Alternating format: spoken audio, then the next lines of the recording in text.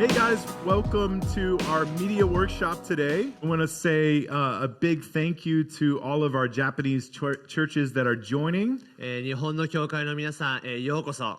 It has been our heart to do these types of workshops to give you resource and to help you in your ministries and churches. このようなワークショップを通して皆さんの教会の助けになれればと願っています。If you don't know me, my name is Jonathan Lawrence. 私は、今回講師をします、ジョナサン・ローレンスと言います。I've been working with a media ministry here in Asia for multiple years. 私は、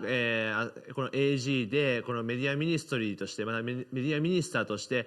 長年務めてまいりました。And I also pastor an international church called ICA東京. また ICA 東京という教会で、牧師もしています。And then to my right is my favorite translator today, Norito sensei, Taniguchi sensei, yeah? そして今回通訳をします、谷口ノリトと申します。よろしくお願いします。So thankful to have him. Yes, yoroshiku onegaishimasu. We're so glad that you guys are here. Yeah, I got a little crowd here. 皆さんようこそ、おいでくださいました。Hey, so it's kind of informal today. We're just going to be going through some training really in connection to live streams. 今日は特に、ライブ配信について特化してお話をしたいと思っています。I think we probably are going to have a lot of people joining that have different skill levels. 多くの人たちがまた違う、また立場が持ち場、また違った、能力を持って今日来られると思いますが、 I would say most of our content today is geared towards churches that are already live streaming to some extent. そして今もうすでにいろんな教会では、ライブ配信をしていると思います。If you're a beginner though, I think you will find something here for you today. もし、そのライブ配信を始めたばかりであるならば、さまざまなことを今日を通して学べると思います。And I hope if you're an advanced person that you will also find some knowledge here today that will help you. そしてもうライブ配信を長年続けている方々も今日の、学びを通してまた新しい発見があると思います。Our goal with these workshops is not to just do one every few years, but really to continue building and doing more and more to give you as much help as we can. 今日のワークショップというのは、今回1回限りというものではなくてですね、学び続けることによって向上させていくものの一つと考えていただければ幸いです。So, first of all, I have a few announcements that I want to give some information to you today. まだ始める前に皆さんに何個かの、インフォメーションをしたいと思います。The first is that we have a resource site with JAG that is all of these workshops will be posted on and the content will be there so you can find it later. この日本のアッセンブリーのウェブサイトにですね、以前やっていたワークショップの、過去の動画を、視聴することができます。So you should be seeing that link on your screen now. So if you want to go there, you'll also be able to access our previous workshop from February of this year. 今年の2月に行われた前のメディアの働きの動画がそちらにありますので、今画面に出ていると思いますが、そちらをクリックして見ることができます。And then after the stream today, eventually we will post this workshop on there as well. そして、この今の配信が終わった後、今日の学びもそちらに、移す予定です。Also, I want to let you know about our next big workshop happening in 2023 in February. そしてこの後ですね、また来年の2月にもう一つ大きなワークショップが2月23日に持たれます。We're excited because we're finally going to be able to have some in-person classes. 私はとても興奮しているんですけれども、その時は実際の授業のような形をとってやります。And so we encourage you to add it to your church calendar, but that will be February 23rd through the 25th of 2023. そして、ぜひ皆さんの教会のカレンダーにつけておいてほしいのが、来年の2月の23日から25日までそのような学びが持たれますので、ぜひお越しください。I want to say a huge thank you to our Japanese leaders that have helped put this content together for you and give you access here today. 私はまず、この日本のですね、リーダーの皆さん、また、教職の皆さん、このような機会、また、このような、働きを、教会にもたらそうとしておられること、本当に感謝したいと思います。I know it is the heart of the Japan Assemblies of God to help you in your ministry as much as we can. 日本のアッセンブリーズ・オブ・ゴッドの、この教団としてですね、この各教会のこのメディアに対してものすごい重荷を持って助けたいと願っていますから。Today during the stream, if you have questions, we encourage you to ask them. Just type them out into the comments. でもし皆さんの中で質問、等ございましたら YouTube のコメントにぜひ残していただいて、後ほどそちらにも触れたいと思います。And we hopefully will have some time intermittently throughout this workshop to address your questions. 後ほどですね、質疑応答というかそのような質問に対して答えたいと思います。If you're a person and you say, I've got too many questions to type, もし皆さんの中で私はもうたくさんの質問があるのという方は、 or you think of a question after the stream and you say, I wish I would have asked that, もしこの配信が終わった後聞きたかったなと思った方がいらっしゃれば、 please feel free to email our team at contact@ICA東京.com. ぜひこの ICA の教会の、メールアドレスにですね、質問を入れてください。It is our heart to help as many Japanese churches as we can to reach the city of Tokyo and the nation of Japan. 私の、また私たちチームの願いはこの働きを通して一つでも多くの、教会、日本の教会に使えることであります。 Now, I want to just give you a brief overview of what we're going to discuss today and kind of how the flow is going to go. まず一番最初に今日の、学ぶことの流れを簡単に説明して、皆さんで見ていきたいと思います。 This first session is going to last till noon. まず今日の、最初のセクションが、今から、お昼までの時間となります。 And then we're going to break for lunch until 1:30. そして1時半まで休憩を持った後、The stream will remain active and live, so you can keep it open if you wish. そしてもちろんその休憩中も、ライブ配信はそのまま継続しているので、そのまま入っていることもできます。 And then we'll come back and be teaching again from 1:30 to 3:30. そして1時半から3時半までの次のセクションがあります。We are going to first discuss the kind of flow of live stream. そして最初私たちがまず学ぶのはこのライブ配信の流れです。 We're going to talk about cameras. そしてカメラ、 We're going to talk about how to frame and how to get a good picture on your live stream. そしてフレーミングと言われるこの、どのような、形をとって、映像を映すべきか。 We're going to talk about church lighting. そして教会の照明、 And then we're going to talk about some audio things. そして、音ですね、音響。I hope that we get to everything today, but if for some reason we don't, we will again make this content available to you afterwards. 私も今日はこれら全部を学びたいと思いますが、もし何かしらの理由でできなかった場合は、そちらのものもですね、後ほど用意して置いておきますのでご安心ください。 Let's jump into our content today and get to learning. Amen? では、早速始めてまいりたいと思います。アーメン。 Today we're going to be talking about leveling up your live stream, just improving maybe what you already have. まず一番最初に、ライブストリームのレベルアップというものをですね、皆さんと一緒に考えていきたいと思います。 And I want to talk about 3 basic elements that you need or ingredients of a live stream. 3つのライブ配信に必要な材料といいますか、3つの要素を皆さんと考えてまいりたいと思います。 So if you're brand new to live streaming, these are 3 things that you very much need to understand. ライブ配信、初心者の方、これから始めようとする方はまずこの3つのことを知らなければなりません。 And the 3 ingredients to live stream are sources, encoder, and destinations. 3つ、ソース、エンコーダー、デスティネーションという、そのままカタカナになるんですけれども、ものがあります。 And I'll just walk through each of these things so you understand what they are. まず一つ一つ見ていきますので、ぜひご覧ください。 So with sources, really what we're talking about is our cameras, まずソースと言われると、まず最初映像、 our microphones, like our sound system that is going to our stream. そしてこの、ライブ配信における必要な音響や、音、 And then any presentation software that you would have, like graphics or worship lyrics. もしくは、この、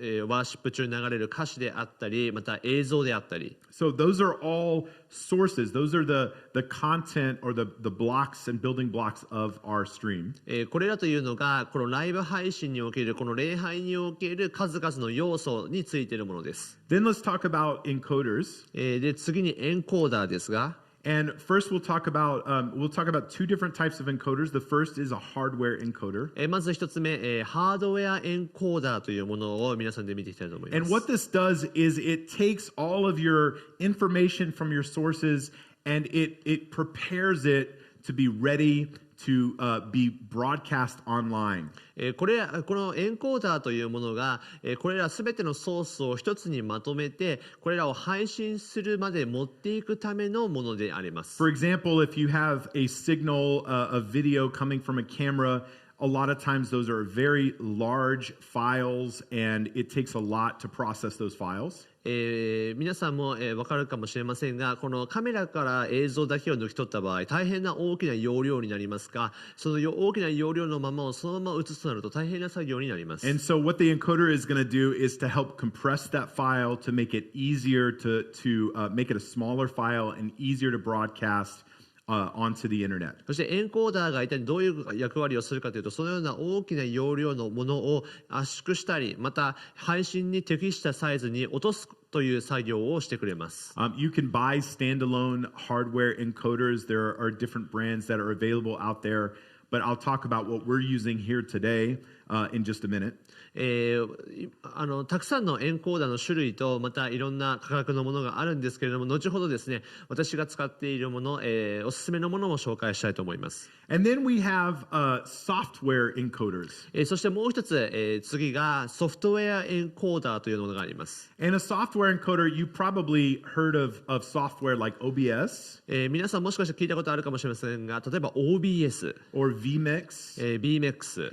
We're using ProPresenter here, which is also a software encoder. そして、私の教会で使っているこのプロプレゼンターというものもそうです At が、 our church, we've also used a software called eCam, which is a software encoder. そして eCam というですね、もう一つのエンコーダーも使っています。And basically, this is doing the job of encoding, but it's on a computer in a piece of software. このエンコーダーというのがこれらのソースをまとめてこの配信するための、そのものであります。And the downside of the software encoder is that it's using a lot of processing power from your computer.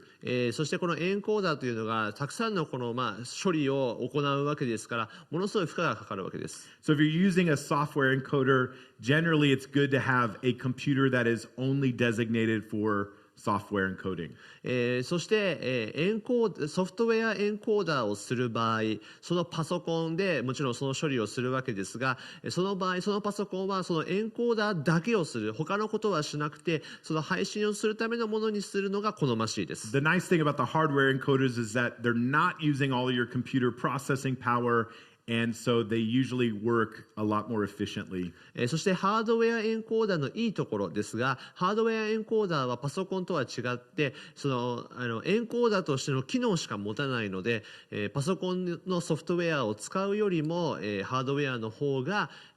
そのエンコーダーとしての能力が高いです。So we've used software encoders a lot here, but generally I prefer hardware encoders because I just think they're more stable and provide a better stream. 私は、実際はソフトウェアエンコーダーを使う場合が多いんですけれども、私個人の意見としては、ハードウェアエンコーダーの方が、能力が高いのでそちらをお勧めしています。And then you probably guessed it. When we talk about destinations, we're really talking about where is our stream being viewed by our audience. これデスティネーションという言葉を使いますけれども、これはつまり皆さんの、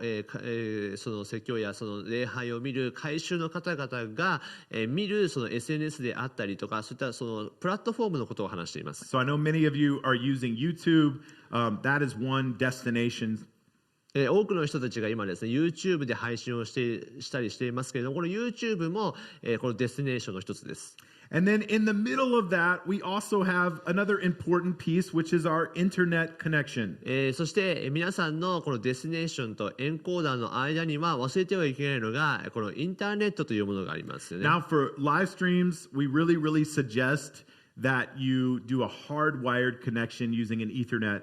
port. そして私がお勧めしているのはこの、ライブ配信をするとき、このインターネットは、Wi-Fi ではなくこのハードで、つなぐものがいいと思っています。I think the stability is just much greater, the speed is much greater, and so we really recommend not to use Wi-Fi to stream your church service. Wi-Fi でつなぐよりも実際の LAN ケーブルでつないだ方がですね、スピードであったり安定感であったりというものが、段違いですので LAN ケーブルをお勧めしています。For those of you that may be a little bit more advanced, what you're looking for is about 35 to 40% higher speed than the bit rate that you intend to stream at.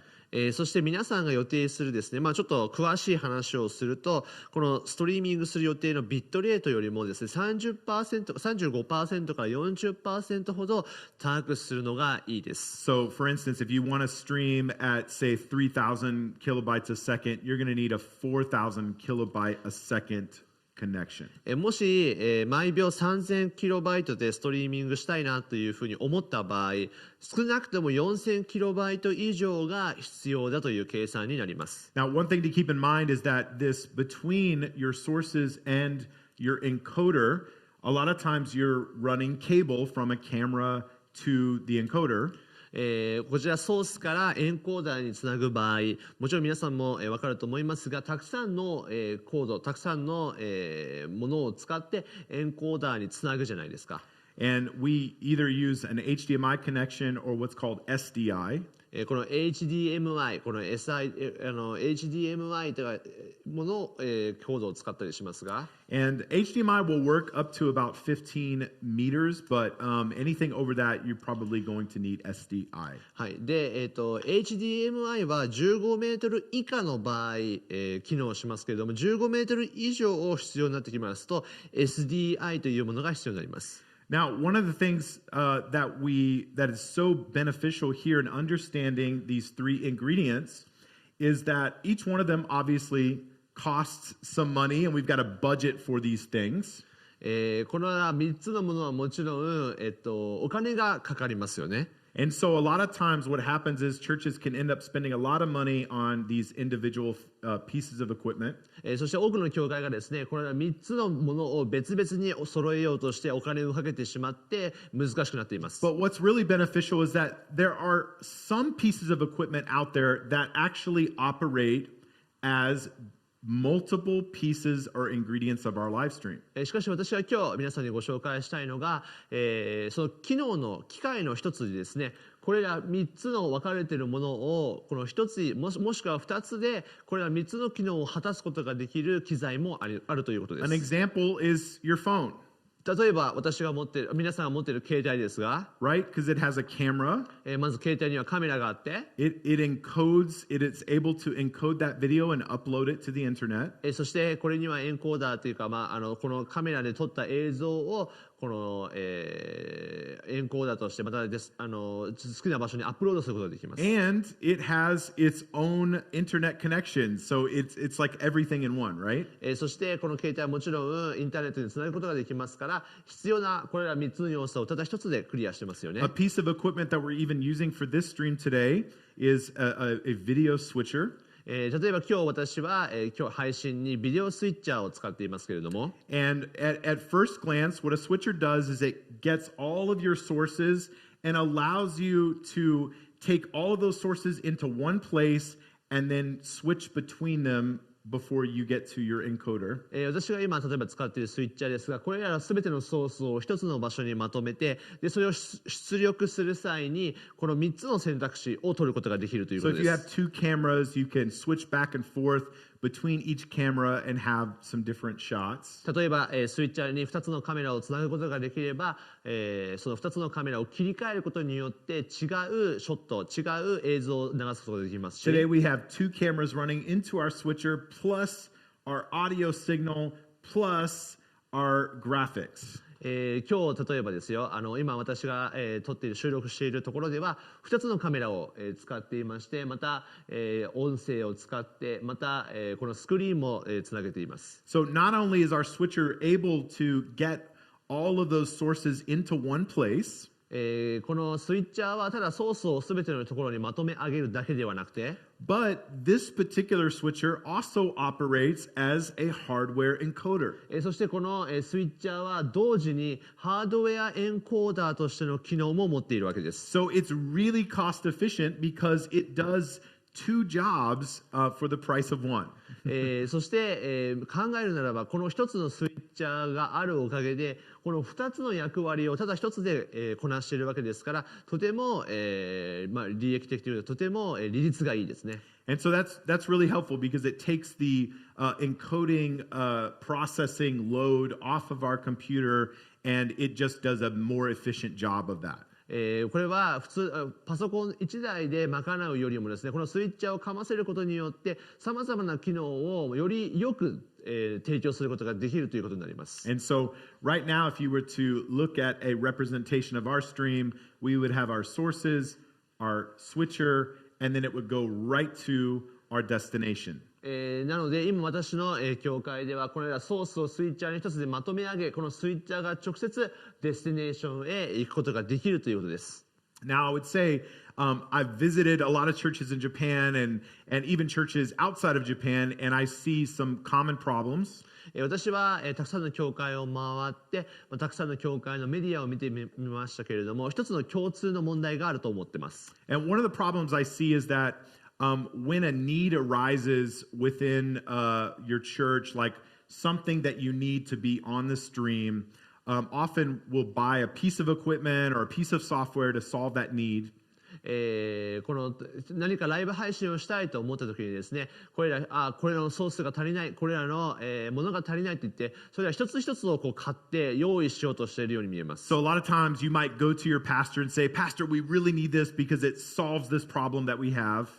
そして、先生これが必要です、これを買ってこれを用意しましょう。And then 6 months down the road, another problem happens, and you're like, if we just had this one other piece of equipment, that would solve that problem. で6ヶ月後、半年後ぐらいですね、またじゃあこれがなくなってしまった、じゃあこれを新しく買い直さなきゃというふうになるわけで And す。pretty soon, your live stream setup does not look very simple, but it looks very complicated, almost like a monster, right? そして、そのように、必要を少しずつこういうふうにつなげていってしまうとどうなるかというと、最後は自分で把握することが難しいくらいのケーブルと物の量になってしまって、一体どういうふうになっているか分かんない状態になっているん And です。so it's really important to understand how each piece of equipment is fulfilling the needs of your live stream and really work to try to keep things as simple as you can. なので私がお勧めするのは、自分の、配信したい内容をよく理解して、それが一体どういう一つ一つのものがどういった役割をするのか、また、それがシンプルであればあるほどいいと私は思っています。Because the more things that you have going on is just one more thing that could go wrong and not work and really make your Sunday morning a miserable day. なぜならば、新しいものを加えたり、またその自分が理解しないものを加えると、それら一つが何かうまく作動しないと、日曜日の朝あたふたしてしまって大変な日曜日になってしまいます。If there's one thing we've learned, if something is going to fail, it always happens on Sunday morning. 私がこう自分の経験上思うのが、何か一番問題起きてほしくないなと思う時、大体日曜日の朝起きるんですね。So I think it's important to realize that a lot of times churches, your live stream setup goes through many evolutions. この各教会によってですね、皆さんの配信状況によって、少しずつこの進化の過程、それどのように成長していくかの過程があると思いますが、And I would encourage you, instead of continuing to add equipment and software, every few months, you probably need to take a step back and rethink about your stream from beginning to the end. もちろん新しいものを買ったり新しいものを用意したりすることは良いことですが、悪くはないですが、大事なことは何ヶ月かという期間を決めて、自分の配信がどのように見えているかと、またどのようにしたいかということを考え直す必要があります。I think ultimately this will help you have a simpler stream. It will save your church money. 究極的にそのような、反省する見返す時間こそが教会の経済や、必要を、考え直す時間にもなると思っています。And overall, you're just continuing to work to improve things and just to rethink them all the time as you work to get it better. また同時にそういうふうに考え直す時間がですね、配信のクオリティを上げたり必要なものを見直す大事な時間となるわけです。And I cannot stress enough how important it is to test your live stream in a private way.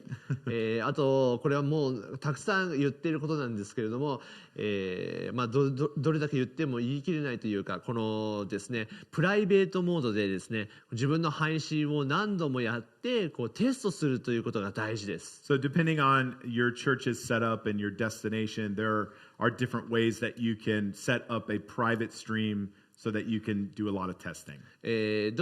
皆さんが使っているその配信先が、ものによって違うわけですが、そのプライベートモードを使ってですね、自分の配信が自分だけ見える状態にして、もしくは少ない人数だけで見えるようにして、どういうふうに見えているかをチェックするのは大事です。Here at ICA, we probably test our stream at least once a week. 私の使えるこの ICA の教会では最低でも毎週1回は配信のチェックをしています。Okay, so that's kind of just an overview of the stream and the different equipment that's involved.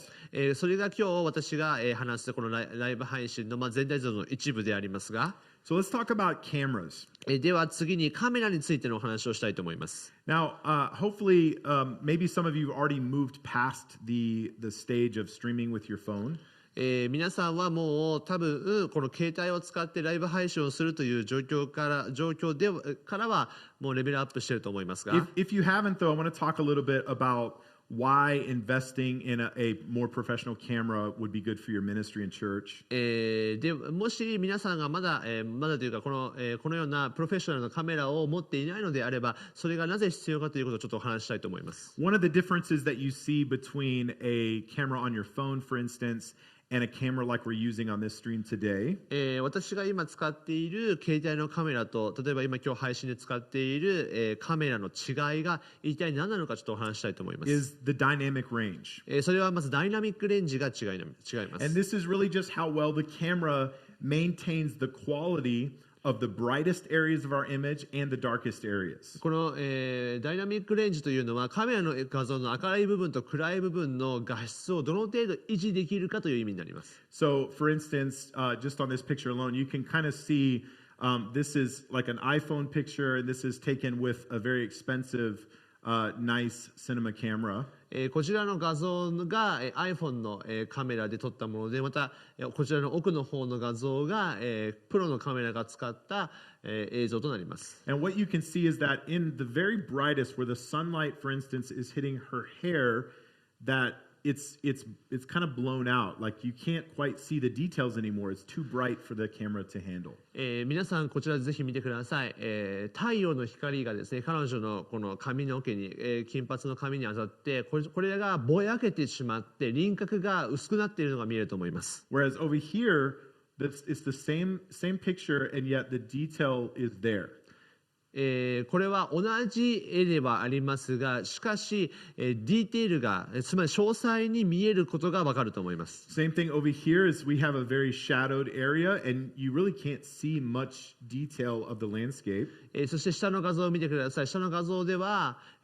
暗いということがわかります。その暗さの中に何が入っているのか、何が映っているのかが見えません。It may be difficult to see, but some of these details on this camera, you can actually see the trees, you can see the hills. こちらをちょっと見るのは困難かもしれないんですけれども、しかし左の画像に比べてこちらの画像の方が暗さの中にも、詳細が分かる、ディテールが分かるというのが分かると思います。And in a church setting, that's important because a lot of times in your church, you might have bright lights that are lighting the stage. And so a camera with more dynamic range is going to be a safer bet for a good picture. で多くの、教会のこのセッティングにもよるんですけれども、例えばステージの照明が強すぎた場合、それによってこのダイナミックレンジが変化しますので、映り方も変わるわけです。The other thing that a more professional camera would have is better low light capability. そして、プロのカメラがいい理由の2つ目なんですけれども、低光量時の性能が違います。So on the bottom, you can see an iPhone video here, and on the top, we have a red cinema camera. 皆さんこの下が iPhone のカメラで、上がこの、普通のカメラ、普通っていうかその高いカメラの映像になります。And so when the iPhone's taking a picture here and it sees a dark area, it's raising the sensitivity of the camera to make sure that it can see the dark areas. この iPhone のカメラで暗い映像を撮るとどうなるかというと、全体の光量を上げて、物が見える状態にしようとする働きができて、このような絵になります。But a lot of times when it does that, is it introduces noise or a almost like fuzziness to the image. 全体の光量を上げるということはどういうことかというと、本当は映ってほしくないというか、ぼやけてしまうようなこの映像におけるノイズが発生してしまうわけです。And so really it's not retaining the quality of the image like this top one is. ということはつまりどういうことかというと、この上の映像のようなクオリティを保つことができていない状態ということができるわけです。The other thing to consider is that in each camera you have a sensor、that's built into each camera.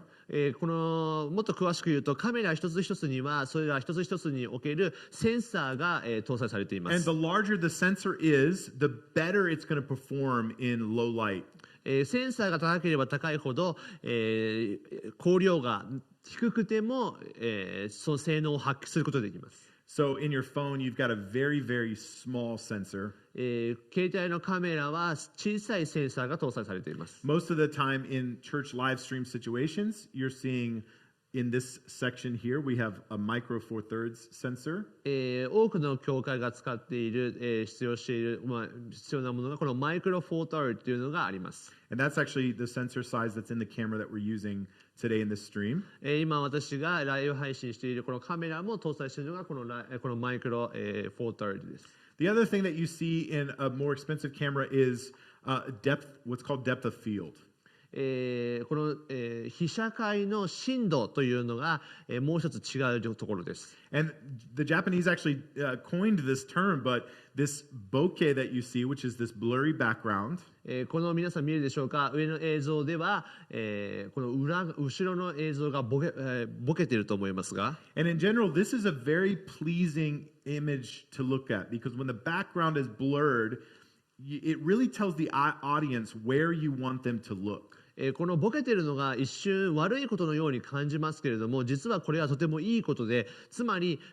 これを見る視聴者に一体何に注目してほしいかということを伝えています。And it just looks like more like the movies, right? これなんか実際的に見るとこれなんか映画みたいですよね。So on a cheaper camera, a lot of times what you see is that everything is in focus, and so there's not really a depth of field there. そして下のカメラは、iPhone のカメラですけれども、全てがあまりにも詳細に映ってしまってどこを注目していいのかわからない状態、またその映像に深さがないんです。The other thing to consider is that is called color science. もう一つカラーサイエンスと言いますが、 And this is really how close to real life are the colors on your camera、showing up. このカラーサイエンスというのはどういうことかというと、実際の私たちの肌の色とこの映像で映し出される肌の色味がどれだけ近いかを、指します。So usually on a more expensive camera, you're going to see colors that really look like they do in real life. この高いカメラが映し出すこの色というのがですね、実際の私たちの生活における色に近いものになります。 And each camera has their own、different color science, each brand.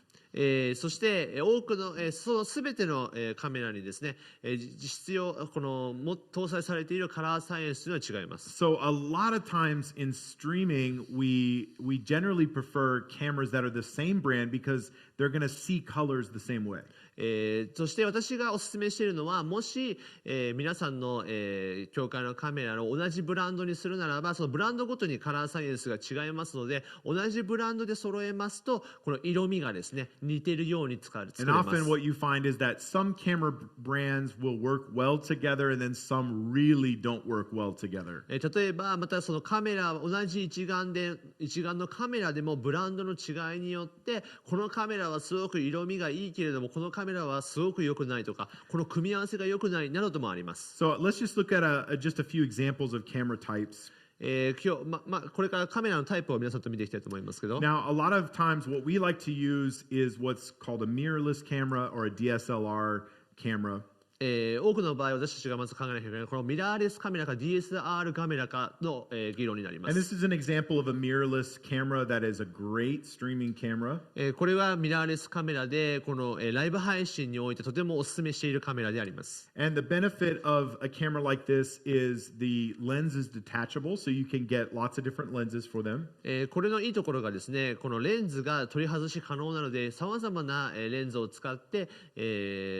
その映し方を変えることができます。It has a larger sensor in it, so it's very good in low light, has great dynamic range. ダイナミックレンジも高いですし、低光量における、こう映し出すその能力も高いです。Today we're using the Blackmagic Studio 4K Pro. そして今、このブラックマジックスタジオカメラ 4K プロというのを使っていますが、This is our main camera here at ICA for our live stream. ICA 東京で使っているメインカメラになります。And it's really great because it's a micro four thirds sensor, so it's good in low light.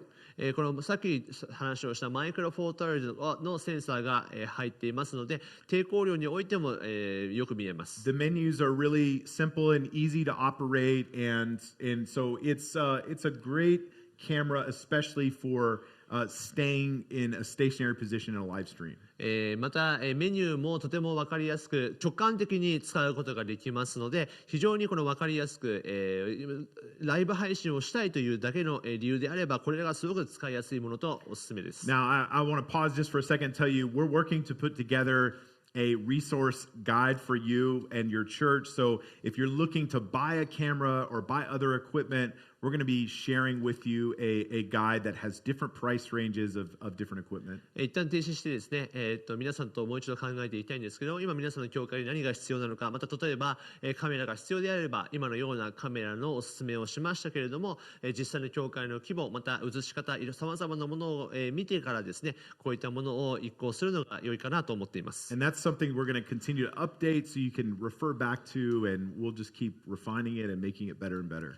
そして、そういったものを使ったらですね、また次に新しいものと見ることができますので、またどこから始めるのかということをまず考えてから始めるのが良いと思いま Another す。type of camera we see quite a bit is like a camcorder style camera. ケムコードというですね、別の、カメラもあるんですが、And they are on the cheaper side, but I would say the main drawbacks being that the sensor size is usually pretty small.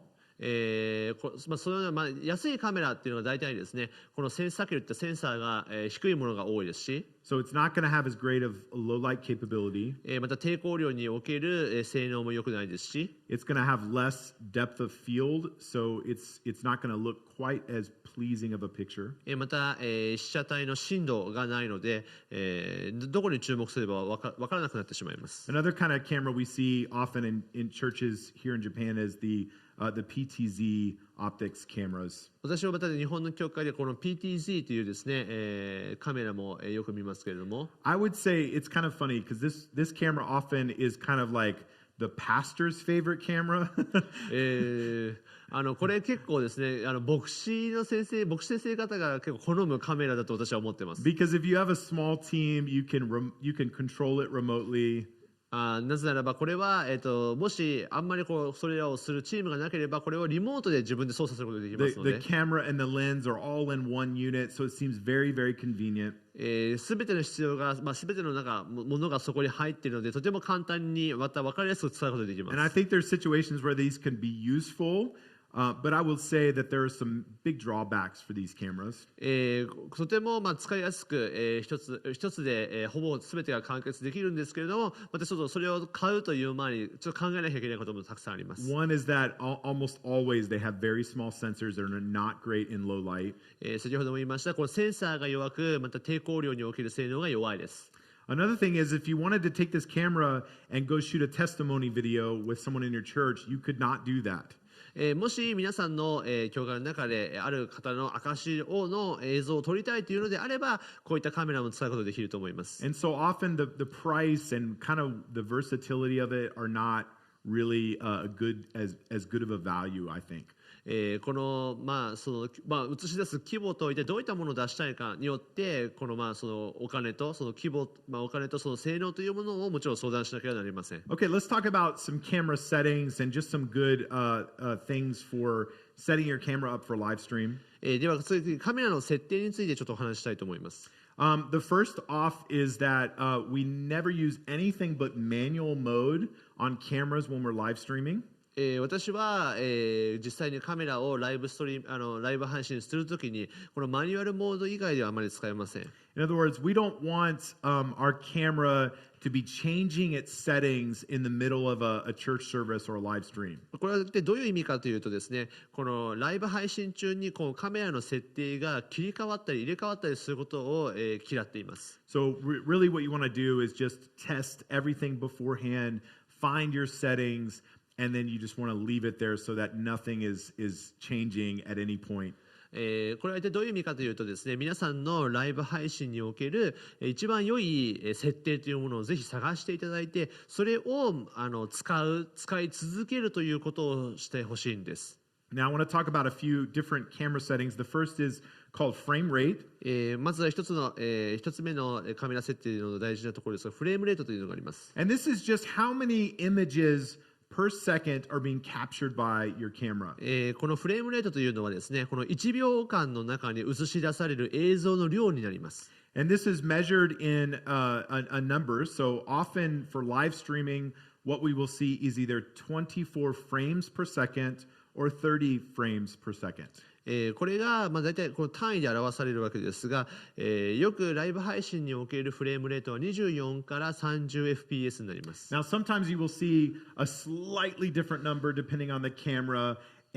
but that's still the setting that you would use. It's close to 24 frames. このカメラによってですね、この 23.98 っていう詳細な FPS を表すと思いますけれども、実際24と考えていただいて、24から30の FPS に設定してください。And you can see kind of the difference represented here. This is 30 frames per second, so it's capturing more images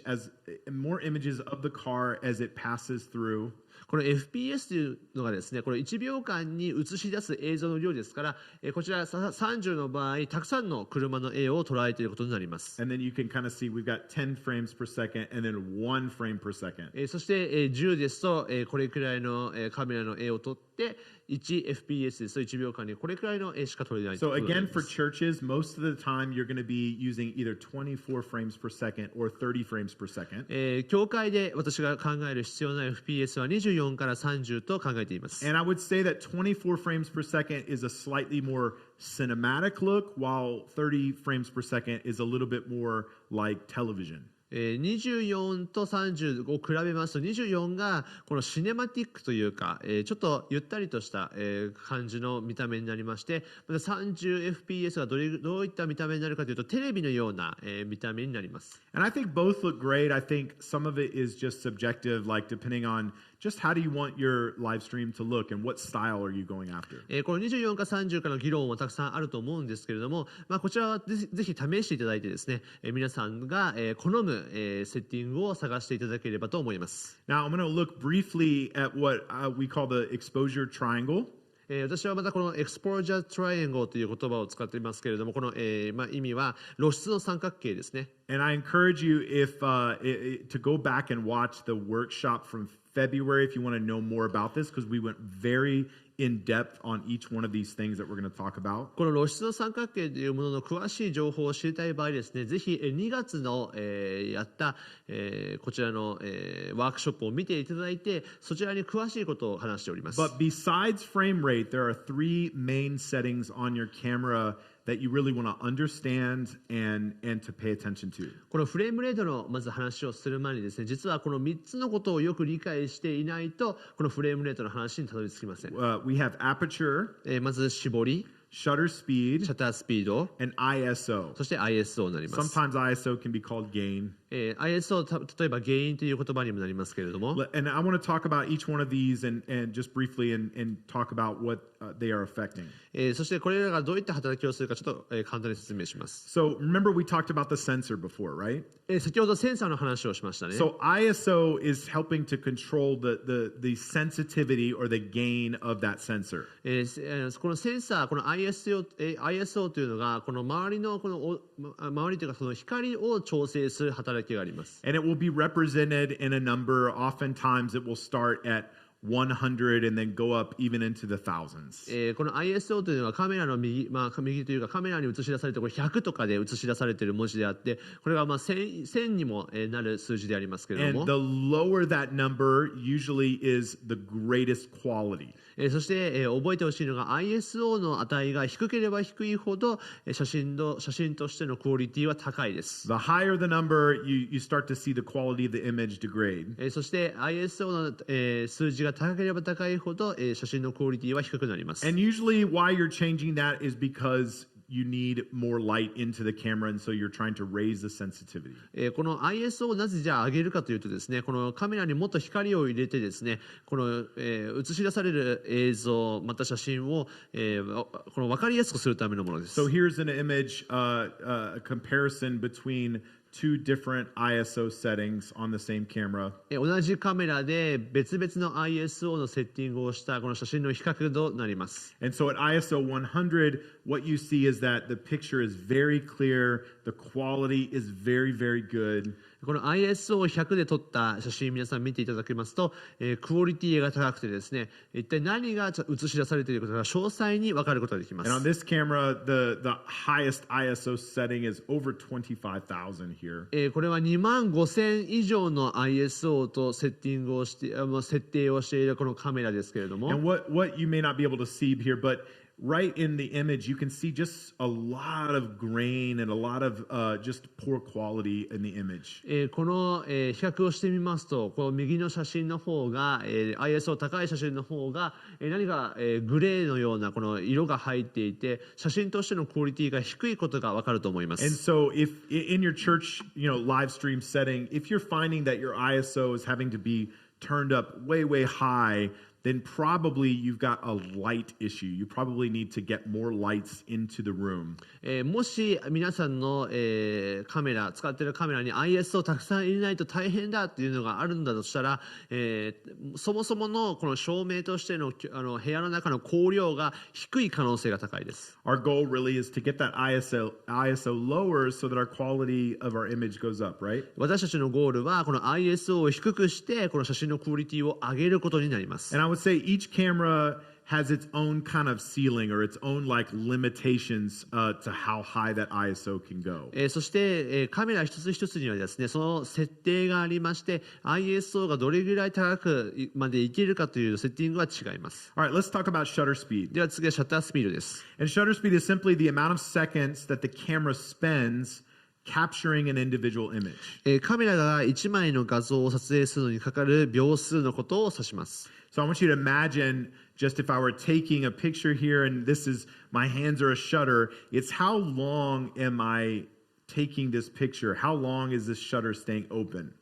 私が今こうやって手を上げたり下げたりしていますけれども、もしシャッタースピードが高ければ高いほどこれらが一体どれだけの枚数がこの瞬間的にとらわれるかということが分かると思います。 And this affects a couple different things. One is it affects the amount of light that's allowed into the camera. これのシャッタースピードの、もたらす能力というのがどれだけの光をそのシャッタースピードの中に加えること And が it できる also か。 affects how much blur to the motion that we're getting. そしてこの動きに対してどれだけこのボケが出るかになります。 And it's measured in fractions. So you can actually see down here how the lower your shutter speed goes, you've got more blur. The higher, the more you're freezing time. 皆さんこれ見て分かると思いますが、シャッタースピードが遅ければ遅いほど、この写真はボケて見えますし、シャッタースピードが速ければ速いほどそれはまるでこの瞬間的に凍りついたように、固まって見えるわけです。 So in video, we normally always set our shutter speed to twice what our frame rate is. そして、フレームレートの2倍のシャッタースピードに設定するのが基本です。 So if you're shooting in 24 frames per second, you're going to put your shutter speed generally at 48, or sometimes the camera will say 50. 例えば 24fps 先ほど言いましたフレーム per second フレームレートで24フレームレートで撮るんだとしたら48、カメラによっては50と言いますけど50のシャッタースピードにします。 And again, if you're shooting your church live stream at 30 frames per second, your shutter speed would be 60. そして教会のライブ配信を30のフレームレートにしたいなと思うのであればシャッタースピードは60に設定し And ます。 so if you're new to using using manual settings on your camera, this is helpful because you don't really have to think about what the shutter speed should be on any given shot. You can just set it to double the frame rate. ですので、このマニュアル設定がとても簡単な理由の一つになります。マニュアル設定にするならば、皆さんのこのシャッタースピードを悩む必要がなく、皆さんが撮りたいフレームレートの2倍にただ設定すればいいだけです。Okay, let's talk about aperture. では次は絞りです。And if you look into the lens of your camera, basically what you're going to see is this kind of little eye there. カメラの皆さん、ぜひ中をレンズを覗いていただくと、このような、レンズが見えます。And that opening right there is called the aperture. これらが瞳孔のようなものが絞りです。On a camera, this is also measured in fractions. これらが分数で、測定されますが。And so because of that, like for instance, f2.8 is larger than f5.6. この F2.8 が F5.6 よりも高いです。So usually the lower the number, what you're going to see is that hole right there, that aperture actually gets bigger. この、数字が小さければ小さくなるほど、この穴が大きくなっていきます。The higher the fraction, the higher the number, that hole gets smaller. そしてこの数字が大きくなっていくと、この中の瞳孔のようなものがこう絞られていくわけです。And there's two things you need to be thinking about. As that hole is getting bigger, what do you think is happening? More light is coming into the camera. もちろん瞳孔が開く、この中の絞りが高くなればどうなる、この中の瞳孔が開けばどうなるかというと、光がたくさん入ってくるようになります。So the image is getting brighter. そうすると、背景がぼやけますし、Also, what happens is that the background of our image gets blurrier. そして、皆さんこの撮る被写体の背景がぼやけてきます。So remember we talked about depth of field. So this would really create that very, very cinematic look. 先ほど、深度の話をしましたけれども、深さを、その写真の映像の深さを出したい場合、これがとても大事な要素になります。So contrastly, that when that hole gets smaller, then we have less light and the background will be more in focus. 絞り値が小さくなると光量が減って、そして背景にピントが合うようになります。So one thing we got to be careful of is, for instance, this camera right in front of me here is shooting straight in front of us. この今私がこの ICA の使っているこのカメラは私たちを映していますが、So we could turn the aperture down very low, and that focus area is going to be parallel to the stage right here. この絞りを小さくするとどうなるかというと、私たちのこの平行的にこの部分だけを映すようになります。So let's say your aperture is very low. As long as the pastor is kind of moving, along this line here, they're going to stay in focus. この、横に動く分には問題ないんですけれども、その、絞りを設定するとその横の部分だけは問題になりません。But if you turn the camera and you put, let's go to this camera live right now. This camera is slightly off center, right? そして今こちらのカメラを、映していますが、こちらのカメラはまっすぐではなく横サイドで、撮っています。So because this camera is at an angle, this means that the area of focus is actually running at an angle that is not parallel to the stage. そしてこちらの2個目のカメラは角度がついているため、この角度からもたらされる、平行というのはもちろん角度が私から見て角度がついているわけですから、横に動くだけでは無理です。And so if you set your aperture too low, it could mean that over here the pastor is in focus, but when they walk over there, they're out of focus.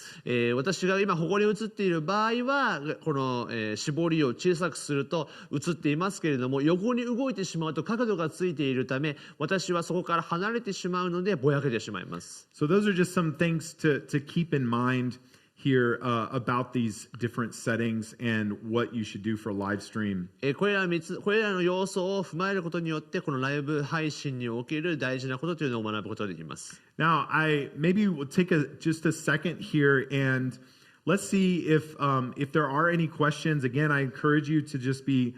typing those into the YouTube chat here. We're going to try to monitor these and just kind of look and see what's being said in the chat. And Taniguchi Sensei here is gonna help out as well. So if you've got questions, go ahead and type them in, and want to give you a chance to ask those. 一旦ここで止めたいと思いますけれども、皆さんもし、今学んだことの中でですね、聞きたいこと、また学びたいことなどあるんでしたら、ぜひ YouTube のチャットの方に、書いてください。そしたらもちろん私が、通訳させていただいて、ジョナサン先生に、聞きたいと思いますので、ぜひ皆さん何かご質問等あればですね、チャットに、記入いただければと思います。And I don't know if we have any questions so far, Sensei. Do we have anything in there right now? 皆さん、何かご質問とか、チャットできているでしょうか。You see anything? Here, you can take this over there if you want to. Thank you. Norito will help us keep track of things here. While you're thinking of questions or typing them out, I'll just say a few more things here about these camera settings. もしこのカメラのセッティングについて何か、質問等あればですね、ぜひまた後で聞いてください。So because ISO is our quality setting, a lot of times when you're live streaming, we know that shutter speed is going to be double our frame rate, right? We talked about that. フレームレートの2倍がシャッタースピードになるということを先ほど話しましたね。So when you first set up your camera, the very first thing you're going to do is you decide your frame rate. まずこのライブ配信において大事なことはまずフレームレートを決めます。And let's say you decided our church live stream is going to be 30 frames per second. まず、では例えば、ライブ配信におけるフレームレートを30と決めたとしましょう。So you're going to set that in your camera. まずそれをカメラに設定して、Then you're going to go immediately to your shutter speed and double it, right? And set your shutter speed at 60. そしてすぐに、シャッタースピードに切り替えて、シャッタースピードをそのフレームレートの2倍の法則ですので、30だとしたら60に設定をします。And if you're using more than one camera, you want to make sure and do that on the other camera too, so that they're exact same settings. そしてもしカメラを2台以上使っているんだとしたら、その2台目以降のカメラにも同じ設定を反映させます。And then usually we're going to start to balance between the aperture setting and the ISO setting. そして、ISO と絞りを調整していくわけです。I like to start on ISO because it's quality, right? 私はまずこの ISO の設定をします。なぜかというと先ほど言いました ISO がこの絵のクオリティになります。So I will put the ISO on the highest quality, which might be like 100 for instance. 例えばこのISO は、低くなれば低くなるほど良いので、まずじゃあ例えば100に設定します。And then I'll start adjusting the aperture to where the image looks good and there's enough light into the image. こので次に絞りを設定してこの絞りの値を変えることによって、きれいに映像が映し出されるかのチェックをします。And let's say that you get the image looking good, but you notice that the aperture is really low and you're nervous about people staying in focus. とても綺麗に見えて、映像も映し出されると思ったけれども、この例えば絞りが低すぎるとちょっと動いただけでもぼやけてしまうんじゃないかなと、じゃあ次に考えます。So what we're going to do is we're going to raise the aperture to where our focus area is large enough for what we need it to be. そして次にこの絞りを今度はちょっとずつ大きくしてこの動き回る範囲を全て捉えきれているかを確認します。And then if we don't have enough light into our camera, that means we need to do what? We need to raise our ISO. そしてそれらの調整が終わった後、もし、光量が足りなければ ISO を上げる。And so we're going to start to raise that ISO and until we have an image that looks really good. ISO を、この見た目がですね、この映し出される映像がいいクオリティになるまで上げ続けます。Now, a lot of times when students are first learning how to operate a camera manually, they have in mind like, what is the perfect exposure? でこれらを学んだ学生、生徒さんはですね、すぐにこれは完璧な、映し出される完璧な絵はないのかと考えます。And I would say I'm a huge fan of just deciding what looks good to you. まず私は考えなきゃいけないのが、まず何が良い絵の定義なのか。Right? Maybe someone might go a little bit brighter, someone might go a little bit darker, but find the image and the exposure that you think looks good. ある人はもうちょっと暗い方が、ある人はもうちょっと明るい方がというかもしれませんけれども、皆さんにとって何が一番良い絵なのかをまず考える必要があります。And so I think as you do that, then if you find that your ISO again is going too high, then and you start to see your image, degrade, you start to see the quality go down, then that might mean that we need to look at buying some more lights. でもしそういったことを調整して ISO が高くなりすぎるとどうでしょうか。今度は映像のクオリティ自身が下がってしまいますので、そういった場合今度は実際のこのセッティングとしての照明を増やさなければなりません。And so I don't think I see any questions right now. Anybody see any questions here? I don't think I do. And so we'll continue on. Do I have questions from my in-person audience? Any questions? 皆さんご質問等ありますでしょうか。ちょっとだから質問がありますか？ YouTube のコメントにはなんかあんまないように見えるんですけど。頭が痛いです。頭が痛いです。Our heads are hurting yet? ではYouTube の皆さんどうでしょうか。Hey, if you're learning this for the first time, let me encourage you. I had to learn this over and over and over again. 皆さんぜひちょっと励ましたいんですけれども、これ初めて聞いた方はもしかして難しすぎると思うかもしれませんけれども、これ私自身もこれを何度も何度も学んでるんです。If these numbers are not making sense to you, then I just encourage you to keep going back and watching and working with a camera and just practice. この数字がもうわけわかんない、これは全然理解できないということがあればですね、ぜひ何度もこれを見続けていただいてですね、この数字にまたこのセッティングに挑戦していただければと思います。So let's talk a little bit about framing. では次にフレーミングについて皆さんと共に見ていきたいと思います。And we're doing really good on time, so we're going to have plenty of time here for questions, I think, before the break. So go ahead and be thinking about those and type them in. I promise you, no question is a dumb question. ぜひですね、今時間結構余ってますので、フレーミングを今から学ぶんですけれども、もし、何かどんな小さな些細な質問でも構いません。もしございましたら後で答えることができますので、ご安心ください。Okay, so what is framing? Framing is simply the placement and position of the subject in your shot. フレーミングとはカメラで撮影する際の車体への位置や、配置についてのことです。So today, for this live stream, we actually have two subjects, right? We have two people standing side by side. 今日例えばですね、被写体は何かというと、講師と通訳者になります。And so where the image stops and where it begins is our frame. この被写体を映し出すこの始めから終わりまでがこのフレーミングになります。And what I want to do is talk about the correct position for where your subject should be in a frame for a church live stream. 私はこれからこのフレーミング、被写体をどのように映し出せば良いのかということをちょっと、学べればと思い I ま want to す。talk about some different camera shots and angles that you can have.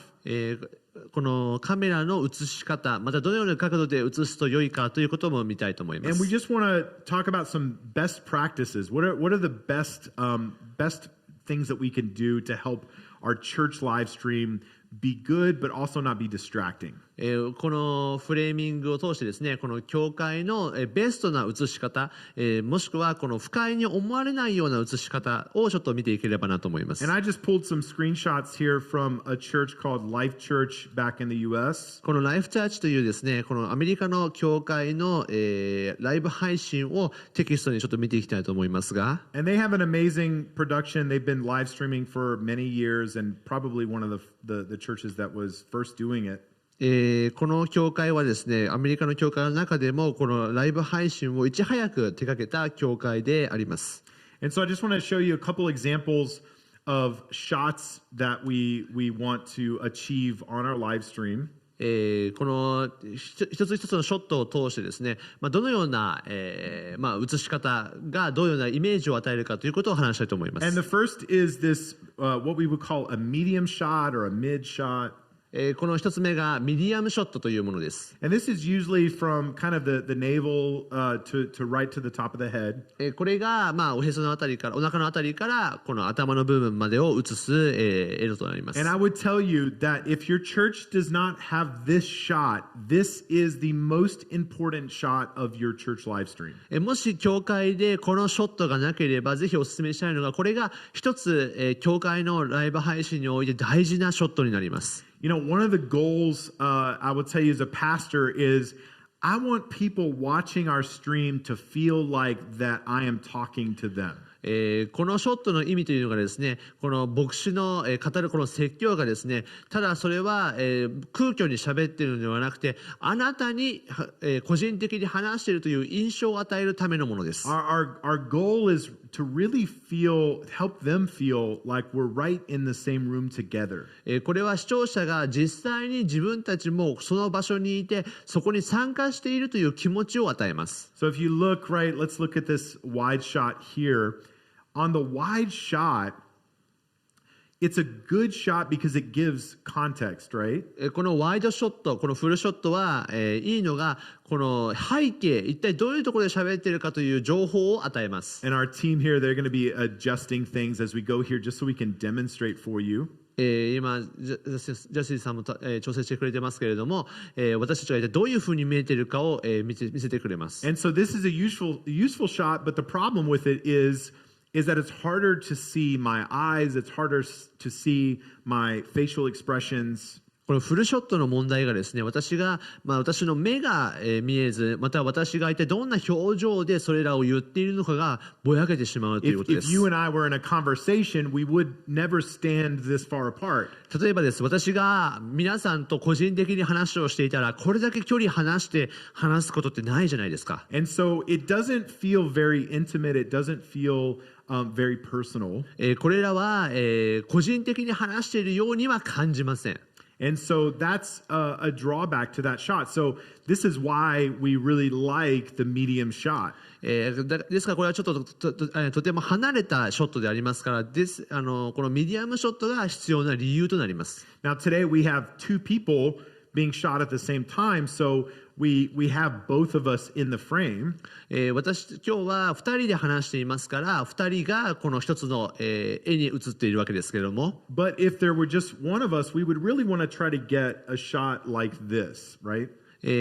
しかし私たちがこの話しているときに、この一人一人がこのように、ミディアム、この大きめに映るといいですよね。And because when you look at that shot, you can see the eyes, you can see the facial expression. It looks like the pastor is talking directly to you. これらの意味というのが、この私が皆さんに個人的に話しているように感じることができますし、注目を与えます。We have an example of that shot, Justin. Yeah, maybe let's do a mid shot just from this camera and get me a tighter shot, and so we can just see and do that without Norito in the shot, so you can kind of see. Okay, so as you can see, this is more of a mid shot. So if I was preaching on a Sunday morning for a live stream, this is great because you can see everything that I'm doing, right? この今ジャスティンさんが調整してくれてますけれども、今皆さん見えますでしょうか。これが日曜日に私が配信している様子であります。私の目が見えますし、私の表情が見えますし、喋り方がわかります。So if I'm saying God loves you, He cares for you, He wants a relationship with you. 例えば今、神様あなたを愛してますよ、神様あなたのことをケアしてます、神様あなたの個人的な関係を持とうとしてますよと言ったら、Right? It makes that person that's watching feel like God is speaking directly to them through the pastor. この近さでもし聞くことができれば、神様は牧師を通してこのようなことを私に喋っているんだなという親密さをこれを感じることができるわけです。And if I could just say from a pastoral standpoint,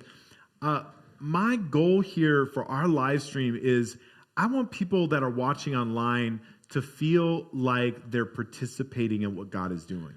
私は、牧師としてまたこのライブ配信をする者としての、役割と感じるものが、これを見る視聴者、これを見る方々が神様がここに来られている方と同じように備えておられるということを感じてほしいんです。I don't want them to feel like they're kind of like at a distance, kind of spying on what's happening in the room, right? 私は感じてほしくないのが、この見る方々がだいぶ遠くから、まるでスパイをしているかのような遠くから監視するかのように見ているようには感じてほしくないんです。So this is kind of like why we choose shots like this medium shot is because it achieves that that goal and that purpose that we're after. ですから私はこのミディアムショットを取って、この聞く一人一人に語りかけるように話したいと願うんで Your す。 goal really needs to not just to get your service online, but to actually accomplish a purpose with your stream. ぜひ皆さんの持ってほしいですね、この、ゴールというのが、ただライブ配信をするというだけで終わるんではなくて、このライブ配信を通して何を伝えたいか、どういった配信にしたいかということを考えてほしいんです。Okay, another type of shot that we often see is the full shot, and you can kind of see here with the full shot. Generally, we're getting all the way from the feet to the top of the head. そして、先ほどもちょっと話しましたけど、フルショットというのがあります。それは、つま先から頭のてっぺんまでが見えるようなショットになります。And this is great again, just to give a break from the other shots, so we're adding interest to our stream. これも良いのが、これも、その別のショット、別の角度から撮る映像の間に挟むことによって興味が出ますし、また背景を知ることができます。This can also be useful if you have a speaker or a pastor that is moving around a lot and kind of being very demonstrative. このフルショットのいいところが、例えば牧師が歩き回ったり何かデモンストレーションをするときは、このようなフルショットを撮ることによってどういったことをしているのかが分かります。 So you can see let's pretend for a second that you were operating this camera that I'm looking at. 例えば私が今見ているカメラ、今どういうふうに動作しているかというと、 It's good because if I were to even just move around a little bit, I'm not moving off of the frame. 私がたとえ少し動き回ったとしてもこの角度から離れることがないんです。 And so for instance, let's say your pastor was praying and they had their hands raised, you might not want their hands to be cut off of the image. 例えば牧師が手を挙げて祈っているとしたらどうでしょうか。この手が、この映像から途切れていたら嫌ですよね。 And so a shot like this would give you more area in the image to capture all of that. このような手を挙げるという動作、この行動がですね、つまりそれらを映し出すための幅が必要になってきます。One other shot I would talk about is the wide shot. もう一つワイドショットというのがあります。 And this is just really a shot to give a lot of context to the audience. このワイドショットというのがこの背景をもっと視聴者に、見ている方に伝えたいときに撮る映像になります。 Right? This is to help our audience understand the space that they're going to be living in for the duration of our live stream. これが、実際のこの話している人がどういったところにいるのかというのをですね、伝える情報になります。 So when we're always zoomed in, it's hard to get a feel of the room, and it's from an audience perspective, you kind of don't know where you're at. 皆さんぜひ視聴者の立場になって考えてほしいんですけれども、このワイドショットがなければ今自分が一体どこにいるのか、一体どこで何を見ているのかがわからない状態になります。Generally, for a wide shot, you're going to want a lens that is, 50 millimeters and under to get that shot. このワイドショットを撮るためにはもちろん50メートルぐらいとか、その結構離れた位置で、この全体を撮る必要がありますけれども。Now for today, this camera is using a zoom lens that's like 24 millimeter to 105 millimeter. 私は今使っているこのレンズは24から100メートルの、ズームレンズに使っていますけれども。So it's really great because we can actually get wide shots, but we can also zoom in and get some medium shots. このズームレンズを使えばワイドのものも撮ることができますし、もっとミディアムも撮ることができます。So the other advantage of having multiple cameras is it gives you the ability to reframe in the middle of your live stream. この2つ以上のカメラを持つことの、いいことというのがですね、別々の角度から別々のこの印象のショットを、映し出すことができるということです。So let's try this if we can, Justin. If we can go from a wide shot to maybe the closer center shot. では、ジャスティンさんにお願いしたいんですけれども、ワイドショットを撮ってからこちらのカメラでミディアムショット。Let's pretend we're in a live stream. And right now we're on this wide shot. We're creating context for our audience. 今ワイドショットを撮ってこの視聴者の方々にですね、背景を、伝えています。And then let's say that we want to go to a medium shot, and so we need to reframe this camera. そしてこのカメラをまだ今度は次はミディアムショットに戻したい。So what we're going to do is the person that's operating the switcher would cut to this camera. ミディアムショットにジャスティンさんが変えてる間にまずじゃあメインのカメラに戻って Right now we've got our two different speakers, and this is kind of it's not a super wide shot, but it's more of a full shot, right? このカメラは、フルショットつま先から頭まで映し出したものですから Or we would call it like a two shot, meaning there's two people in the shot. これはツーショットと言います。これは2人の人を同時に捉えるにはいいショットになりま And す。 meanwhile,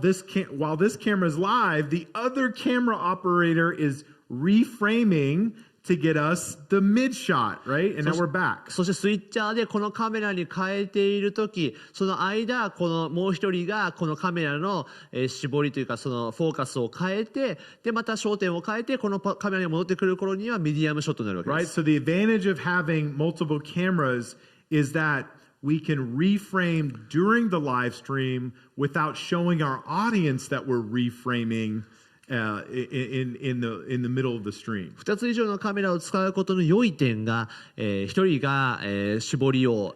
離したりまた、絞ったりするとき近づいたりするときに、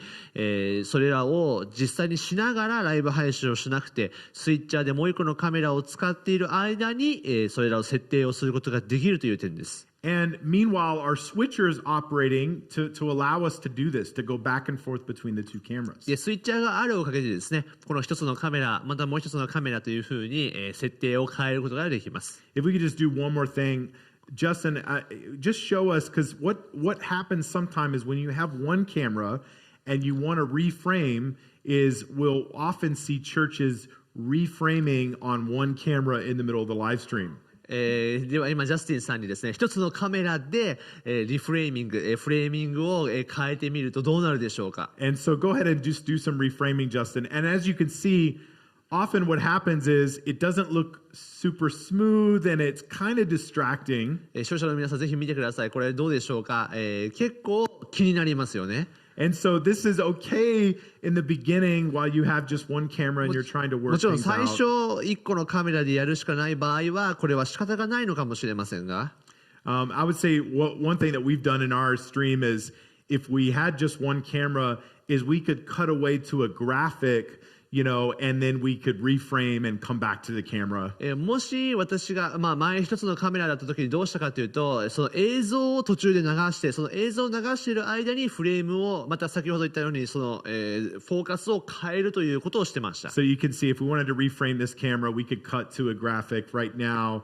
And sometimes we'll play a video or something like that. そのような途中でですねビデオを流したりとか、そのようなことをしてですねこの途中のこの絞りをライブ配信しながら変えるということをなくしました。 And then we reframe, we get our subject where we want them, and then we come back live. そして、このビデオが終わった後には自分がしてほしいそのフレーミングに戻すということです。 Okay, does that make sense? Again, if you have questions, start typing them in the chat. And then the other thing I want to talk about is headroom. で次に私が話したいことはヘッドルームというものになります。When it comes to putting your subject in the shot, we're aiming for, we don't want to be cutting off the top of their head. もちろんライブ配信中にですね、この喋っている人の頭を切りたくはないですから。 And I would say a general good rule of thumb is about a hand width apart. About a hand width on top of the head is kind of where you want to sit. 私がよく話しているのがこの手を置いてこの手の、この手の自分この視聴者のこの手のひらですかね1個分ぐらいがちょうどいいと思います。 And you can see on the example here, we have a medium shot. And that's kind of what we've got. We've got about a hand width distance on top of the head. こちらのを見てください。この、ミディアムショットで映していますけれども、このヘッドルーム、この頭の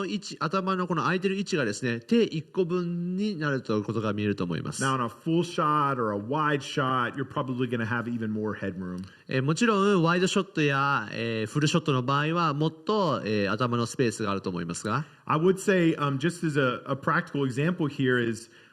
we have a lighting kind of like a challenge here in this building that we're in.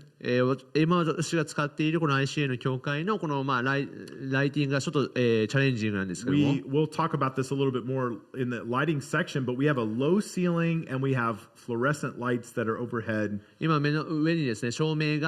というか、蛍光灯が置いてあって、上から真下に流れています。So I don't know if we can, what we're on now, if we could maybe show a wider shot here, Justin, and let's get some of these fluorescents in the picture too. ワイドショットをすることによって皆さんももしかしてこの上の映像が見えるかもしれませんが。And so what you're going to see here is that these fluorescents are so low that often they can intrude into the image on our live stream. この、照明の光がですね、ちょっと光量弱めでこのまっすぐこう映像に入ってくるわけです。And they're not really good to look at. As you can see right now, they're kind of taking up a large part of the image. そしてこれらが結構、このイメージの大きい部分を指しています。And so they can be kind of distracting and a little bit kind of glaring to the eye of the audience. でこの照明がどうでしょう皆さん、結構気になってこの照明に目が取られちゃうんじゃないかなと思うんです。So these are things that we want to think about as we're framing our cameras, because we can actually frame some of these things out. So if we go to the center camera, you're not going to see those. このセンターのカメラに戻すと先ほどの映っていた照明が見えなくなって注目する見るべきものが少なくなって見やすくなったと思います。Now, another thing we often think about is what's called the rule of thirds. またもう一つ rule of third 3分割法というのがあります。And basically, if you just imagine your image would be cut into kind of a grid of boxes here. これは3分割法といってこのグリッドでこの3つに分けると、方法となります。And there's a lot of science that goes behind this, and I'm not going to begin to explain why that this works. この3分割法の背後にあるこの科学的な証明としてですね、人の目がここに集中するいろんな法則があるんですけれども、今日はそのことについては触れません。But what science tells us is actually that our human eyes are often drawn to these intersecting lines within the image. しかし皆さんに覚えてほしい法則が、人間の目というものは物を捉えるときにこの4つの点に自然と目が行くようにできているということです。Like obviously in our stream the lines aren't there, but our eyes are drawn to these areas of the image. もちろんこのようなグリッドが皆さんの見ている映像にはないんですけれども、ですが皆さんの目は自然とこのグリッドはないけれども4つのポイントに目がいっているわけです。And so because we know that, what we can do is we can place our subject onto those intersections of lines and create a good shot that feels good to the audience. この3分割法を皆さんが知っていると、つまりこの4つの点に視聴者の目が行くということが分かっていれば、撮りたい被写体をその3分割法で表される4つの点にまとめれば、視聴者が自然とそっちに目を行くことができるということです。So for instance, in a medium shot, often what we'll do with the pastor, for instance, in the center, is we'll try to put their eyes kind of right on this line. ミディアムショットでこの牧師を撮りたいときにですね、この、3分割法におけるこの上のラインに目線を合わせてあげるととても見やすくなります。Or if you have a shot like this from an angle, you can place one subject over here on these intersection of lines. 例えば、角度をつけて撮る、カメラを置いてあったとしたら、この3分割法におけるこの左のラインに被写体を合わせてあげることができます。And even though they're not in the center of the image, to the audience, this looks pleasing and balanced. この被写体が真ん中に、この絵の真ん中にいないんですけれども、しかしここのラインにいるおかげで被写体見る視聴者からするととてもバランスの取れたいい絵のように見えるんです。Now, one thing that we would never do is, let's say for this image, we would never place the subject facing the outside of the image on this side. That would be very unusual. 角度がついたカメラで置いてですね、しないのがこの被写体をこちらのグリッドのラインに合わせるんではなく、こちらのラインに合わせることはしません。So whatever direction their subject is facing, you want them facing the larger area of the image. つまりどういう法則かというと、この角度をつけた場合、また角度をつけなくても、この映し出す映像、被写体はその見る側から遠くのところに置くと、より多くのスペースを取ることができるようになるということです。So if I, for instance, turn this way, this camera, it feels weird because it feels like to the audience that something is happening off screen that they cannot see. 例えばジョナサン先生がこちら側に見て、こちらのラインに映ったとしたら、この映像から遠くの、また映像から切れたところに何か行動をしているんじゃないかと思わせてしまうんです。Okay, now again, let's talk about some camera positions, and I think we have a question in the chat this morning too. カメラポジションについてちょっとお話をしたいと思いますけれども、今質問が聞きましたので答えたいと思います。So let's see. Otani Sensei says recommended camera position, the height for medium shots. この、大谷先生からの質問ですけれども、このカメラのポジションの、工程。So let's talk about that again. What do I want the audience to be thinking and feeling as they're watching our stream? ではこの質問に答えたいと思いますけれども、まずもう一つこの視聴者、これ見る方々にどのようにまず思っていただきたいかということをまず考えるところから始まりま I す。 really want them to feel like they're in a conversation with me, right? That I'm talking directly to them. 私だったら私と個人的に話しているように感じてほしいので、そのようなセッティングに持っていきます。 So if the camera is a representation of their eyes, このカメラがその視聴者の目だとするならば、 then what I want to do is I want to place their eyes around the same level as my eyes. このカメラのレンズの高さは私の目の高さのと同じぐらいに持っていきます。 Okay? So again, these cameras right now on this shot is about eye level with us. 今映し出しているこのセンターのカメラは私と通訳者の目の高さと大体同じぐらいのところに置いてあります。 And we talked about this in February, but if the camera is lower and looking at us, then it makes the subject appear more powerful. この前もちょっと2月の時にも話したんですけれども、このカメラの位置が低ければ低いほど、つまり視聴者を見上げる形になりますので、この相手に力強さを感じるようになります。 And I don't see that a lot in church live streams, but what I do see sometimes is cameras that are placed a little too high. 私は、この教会ではそういうセッティングを見たことありませんけれども、この教会でちょっとカメラが高すぎるなということは見たことあります。 And so what happens when the camera is too high is that it actually makes the subject or the pastor appear smaller and weaker. この高すぎる位置でこの牧師を映したらどうなるかというと、小さく弱々しいイメージをこの視聴者に与えることになります。 It also just feels kind of strange to the audience because we would never be getting this perspective if we were in the room. あと結構違和感を感じるのが、例えば普通にこの話すときにまた、説教を聞くときに、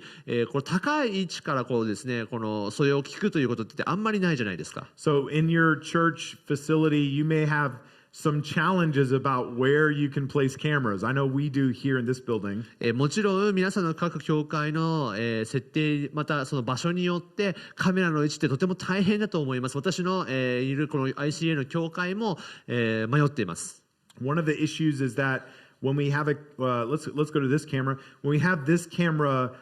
centered right here today, it is actually blocking the view of our in-person audience. この、私は今人がいないので、その真ん中にですねこのカメラを置いていますけれども、しかし日曜日にこれを置いたら人々がこのカメラのせいで前が見えない状態になります。 So it's a little harder to get the shot that we really want.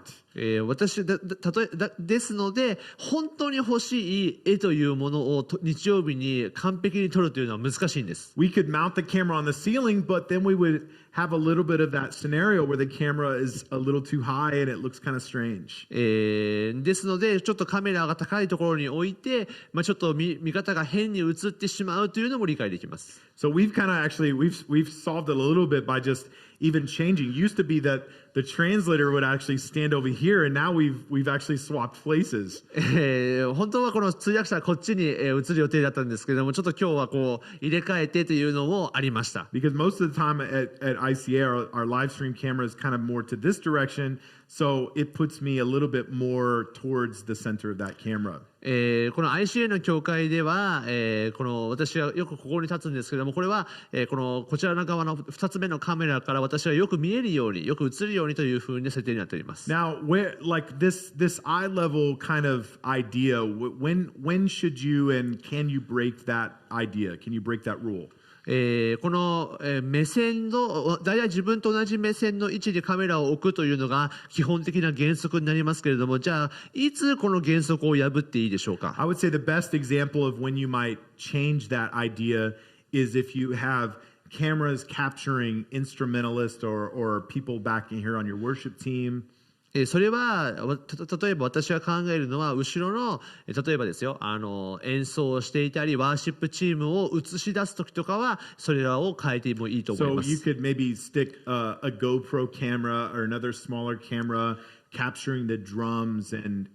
it's not going to be eye level necessarily. このドラムとかキーボードとかもし映し出す場合、彼らの目線である必要がなくて、それらの楽器が見えるように調整したり、いろんな工夫をします。Another good angle is kind of this one right here, where it's actually kind of a steep angle.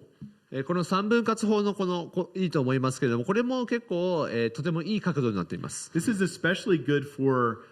during worship. 特にこれらワーシップの時に良いと思います。 Because we've got kind of a lot of interest in depth of field, because we have this person in focus, but then we're shooting down the line of singers, and we have a person over here that's a little blurry, right? こっちから角度で撮っていると思いますけれども、このように撮つと、こちらのメインの被写体があって、また奥に歌っているシンガーがいて、ちょっとぼやけてますけれども、また他に後ろがいたりと、視聴者に興味を持たせることができます。 And it just anytime that we have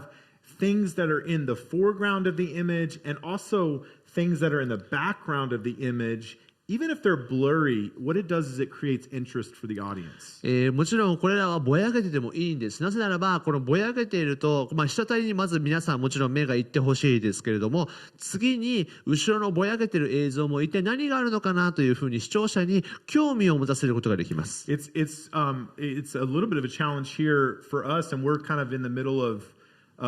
improving some of our in worship environments here at ICA. 私の教会でもこれはチャレンジしているところでありますが、どのようにですねしたらもっと綺麗に映るかなと考えてもいます。 This TV is in the way, but normally there's actually a totally blank, just white wall behind me.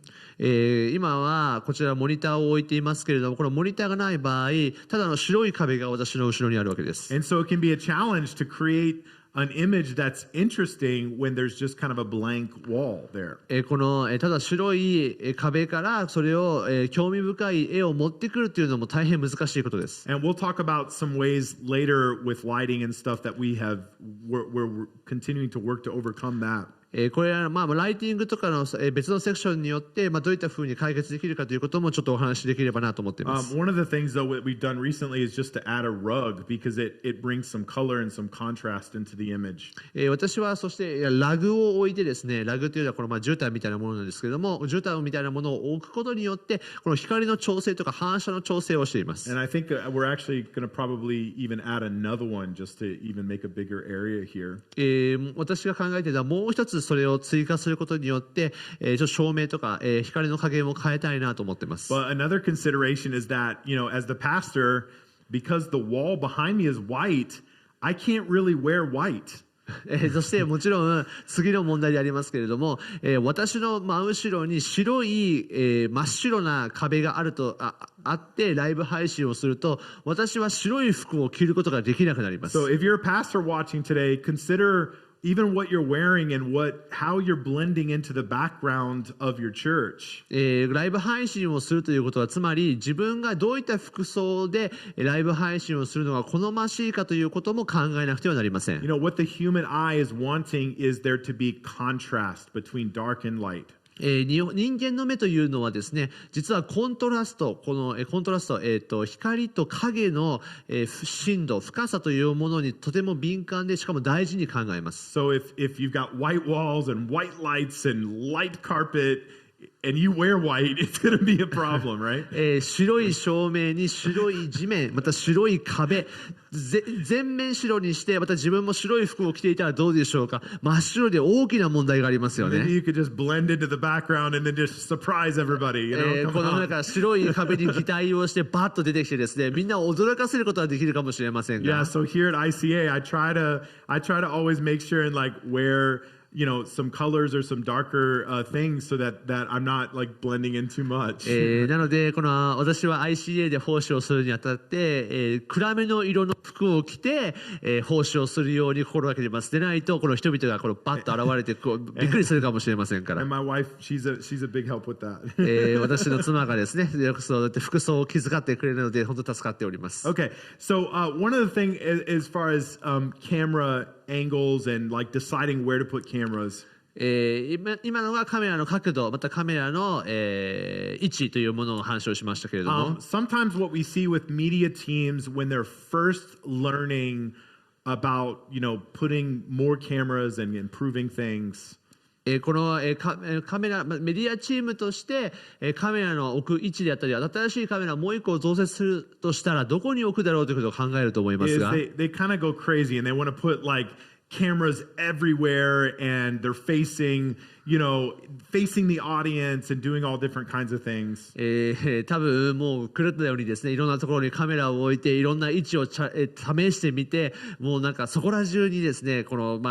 テストをするわけです。I will say that some of the way, you know, where you put cameras and things, it is somewhat subjective. Like it is kind of your opinion. このもちろんどこにカメラを置くかというのはもちろん皆さんのその個人的な意見の部分が多いですけれども、But you know, personally, I'm not a huge fan of cameras that are facing the audience. 私はこのもちろんカメラを増設するにあたってあまり個人的にお勧めしないのがこの回収の方をこの顔を撮るというものです。One consideration is because of the privacy of people that are coming there to worship. もちろんそれは個人情報の漏洩ということもありますし、And again, this just depends on every church. Every church has its own personality and kind of people that are there, and you kind of know what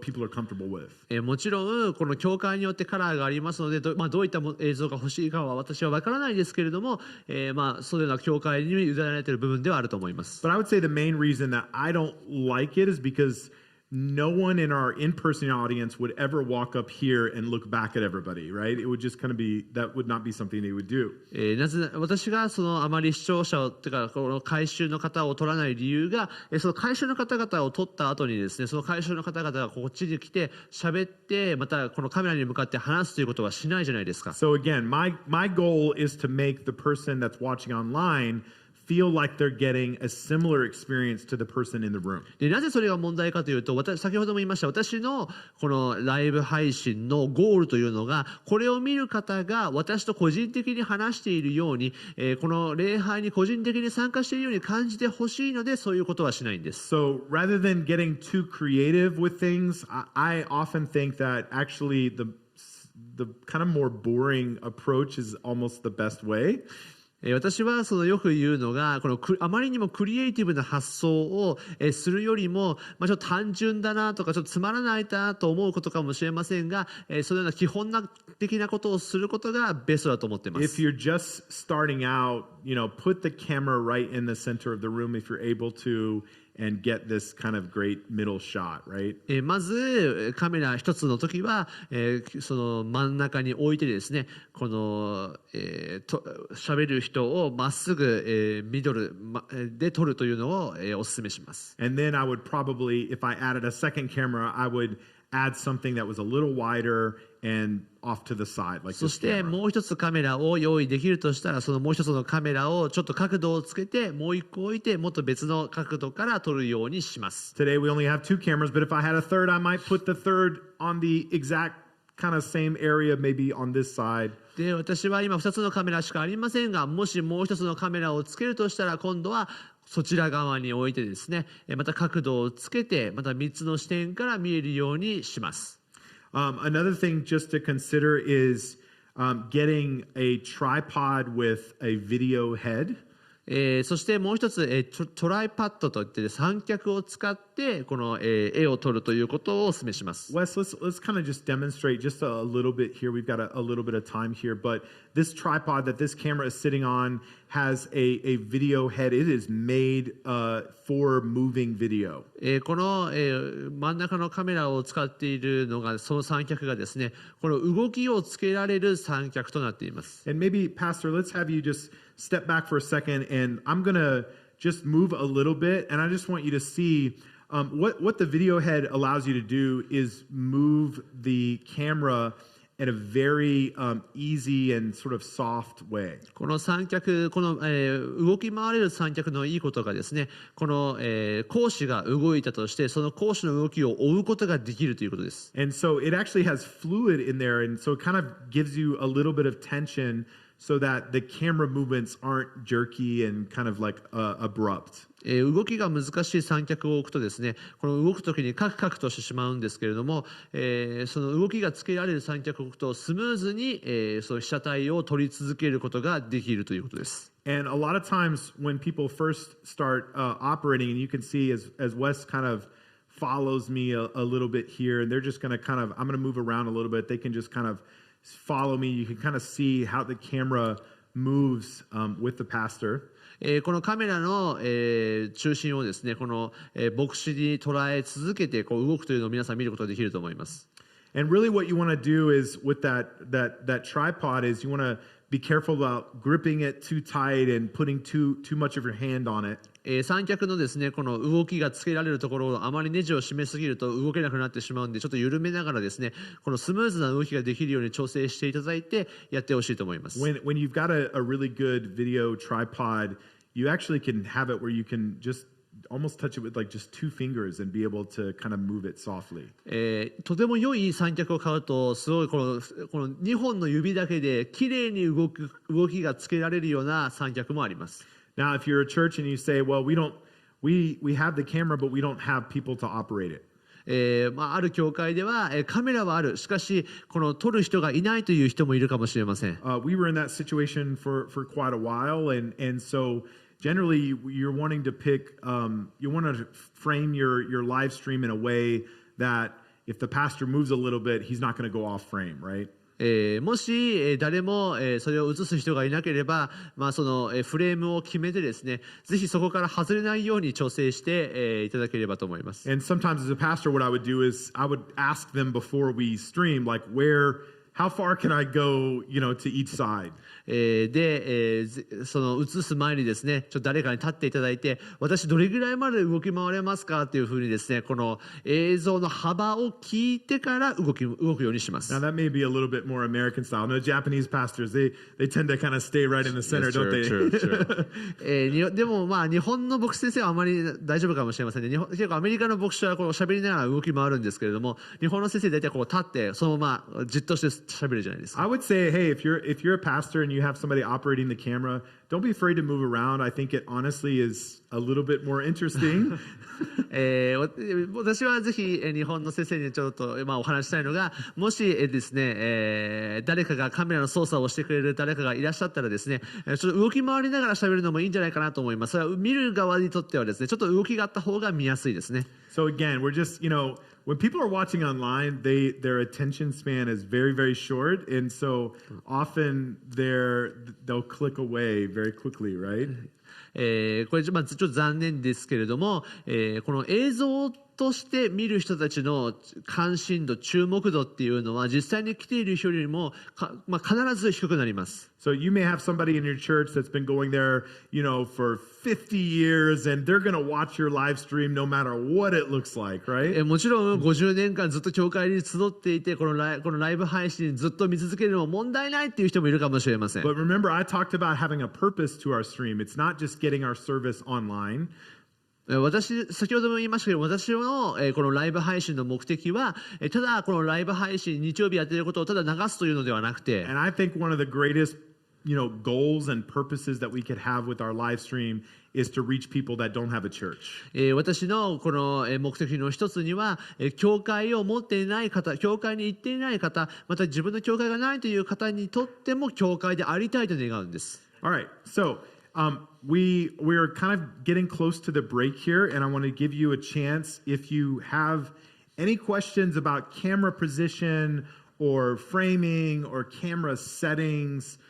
Go ahead and type those in and let us know. もう少しで休憩の時間になりますけれども、今、質問の時間とさせていただきまして、もし皆さんの中で、カメラの位置であったり、設定であったり、フレームであったり、フレーミングであったりと、さまざまなことを学んでいきましたが、何か質問があれば、ぜひ、YouTube のチャットに、記入していただければと思います。And while you're thinking about that, if you're a pastor, I would tell you don't be afraid to look into the camera. ぜひあとこちらで牧師先生で見ている方がいらっしゃいましたら、ぜひ、心配せずにというか、このカメラに映るということを心配しないでください。It's very hard as a pastor to imagine the camera as a person. もちろんこのなんていうんですかね、このカメラを人として捉えて喋るというのは難しいと思います。And in fact, when I'm preaching and I'm looking at different people in our audience, your eyes naturally connect with other people's eyes. この普通に説教をしている時にですね、座っている方々の目をこう自然と捉えるっていうことは結構ありますよね。And you don't have that when it's a camera. Your brain just kind of like glances over it. We don't think of it as a person. そしてこれ不思議というか、人間として普通なんですけれども、この来ている回収の方々の目を捉えたり見ることは簡単でも、このカメラっていうものが人間ではないので、この意識から消えてしまってカメラにこの視線を移すことを忘れてしまうんです。And so I think it takes a little bit of extra effort and practice as a speaker to really pretend that this is a person that I'm talking to. なので牧師その、話し手として喋るときにですね、このカメラの奥にも人がいて、カメラも人として見るようなトレーニングというか、このカメラに向かってもちゃんと視点を合わせて喋るという、勉強も必要となると思いま But す。 if you will take some time to really work on that, it will help connect you with the people that are watching online. このような、活動を通してですね、この、見ている人、またそのオンラインで見ている人ともつながることができます。It is going to help them feel like they're personally being preached to, they're personally being ministered to about what God is saying that morning. そして、これらを、通してですね、個人的に自分が語られているように、また自分がここの礼拝に個人的に参加しているような、ふうに思うようなライブ配信にすることができます。A couple of practical ways that you can start doing that is just when you first get up to speak, just go ahead and turn right to the camera and welcome the people that are watching online. じゃあどういうふうにそういうような、マインドセットというか思いを、作ればいいかというと、まずカメラに向かって挨拶をしてカメラに向かって自己紹介をすると良いと思います。Right? And don't be afraid about your in-person audience because they know what's happening. They get live streams now. あとぜひですね、回収の皆さんはちょっと変に思うというか、カメラで喋っているので、ちょっとなんか変に自分自身喋るとき思うかもしれないんですけれども、ぜひ恐れないでください。もうライブ配信してるってことを皆さんも分かっていますから、それを許してくださると思います。So often I'll look right into our camera as I get up. I'll welcome people in the room and then I'll say, hey, if you're watching online, we're so glad that you're with us today. We believe that you're part of what God is doing. ですので私はよくこのカメラに向かってですね、皆さんよく、帰ってきてくれました。皆さんようこそ ICA の教会に神様が素晴らしいことを今日もしてくれますというふうにですね、挨拶をします。So that's one way. Another way is at the end of service, as you're beginning to pray for people or for different needs or whatever you're preaching on that morning. そしてこの、今日の、説教の、話の、また応答であったりとか、その個人的な祈りの課題であったりとかというのも祈ります。A lot of times I'll turn right to the camera and I'll just speak to the person and say, hey, if God is speaking to your heart today and you want me to pray for you this morning, I'm going to do that. そして私は、会衆の皆さんに、話すのと同じような感じでこのカメラに向かって神様が今日あなたに素晴らしいことを語っていると思います。あなたのために祈らせてもらえませんかというふうにもう本当に人と喋るような感じで喋ります。I don't want to preach this message and then for the people that are watching online to feel like they're disconnected in a very important moment. なぜならば私は、この大事なこの説教の瞬間にですねこれを聞いている人が、自分たちだけ外れ者になっているということを思われないようにですねやっぱ調整をしているんです。I think we've got maybe a question or two there, Pastor, and I don't know if you see those. Okay. Here you go. Thank you.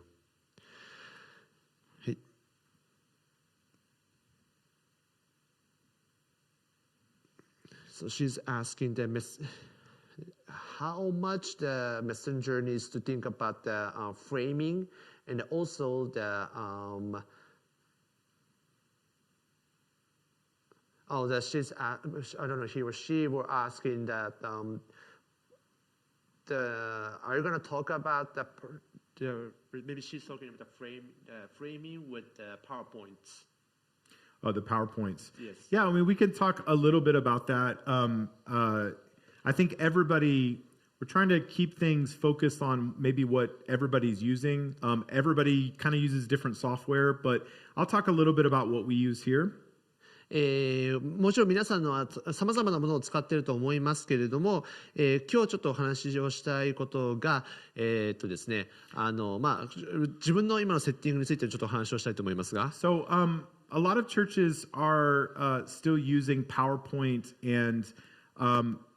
the video switcher that we have does allow you to add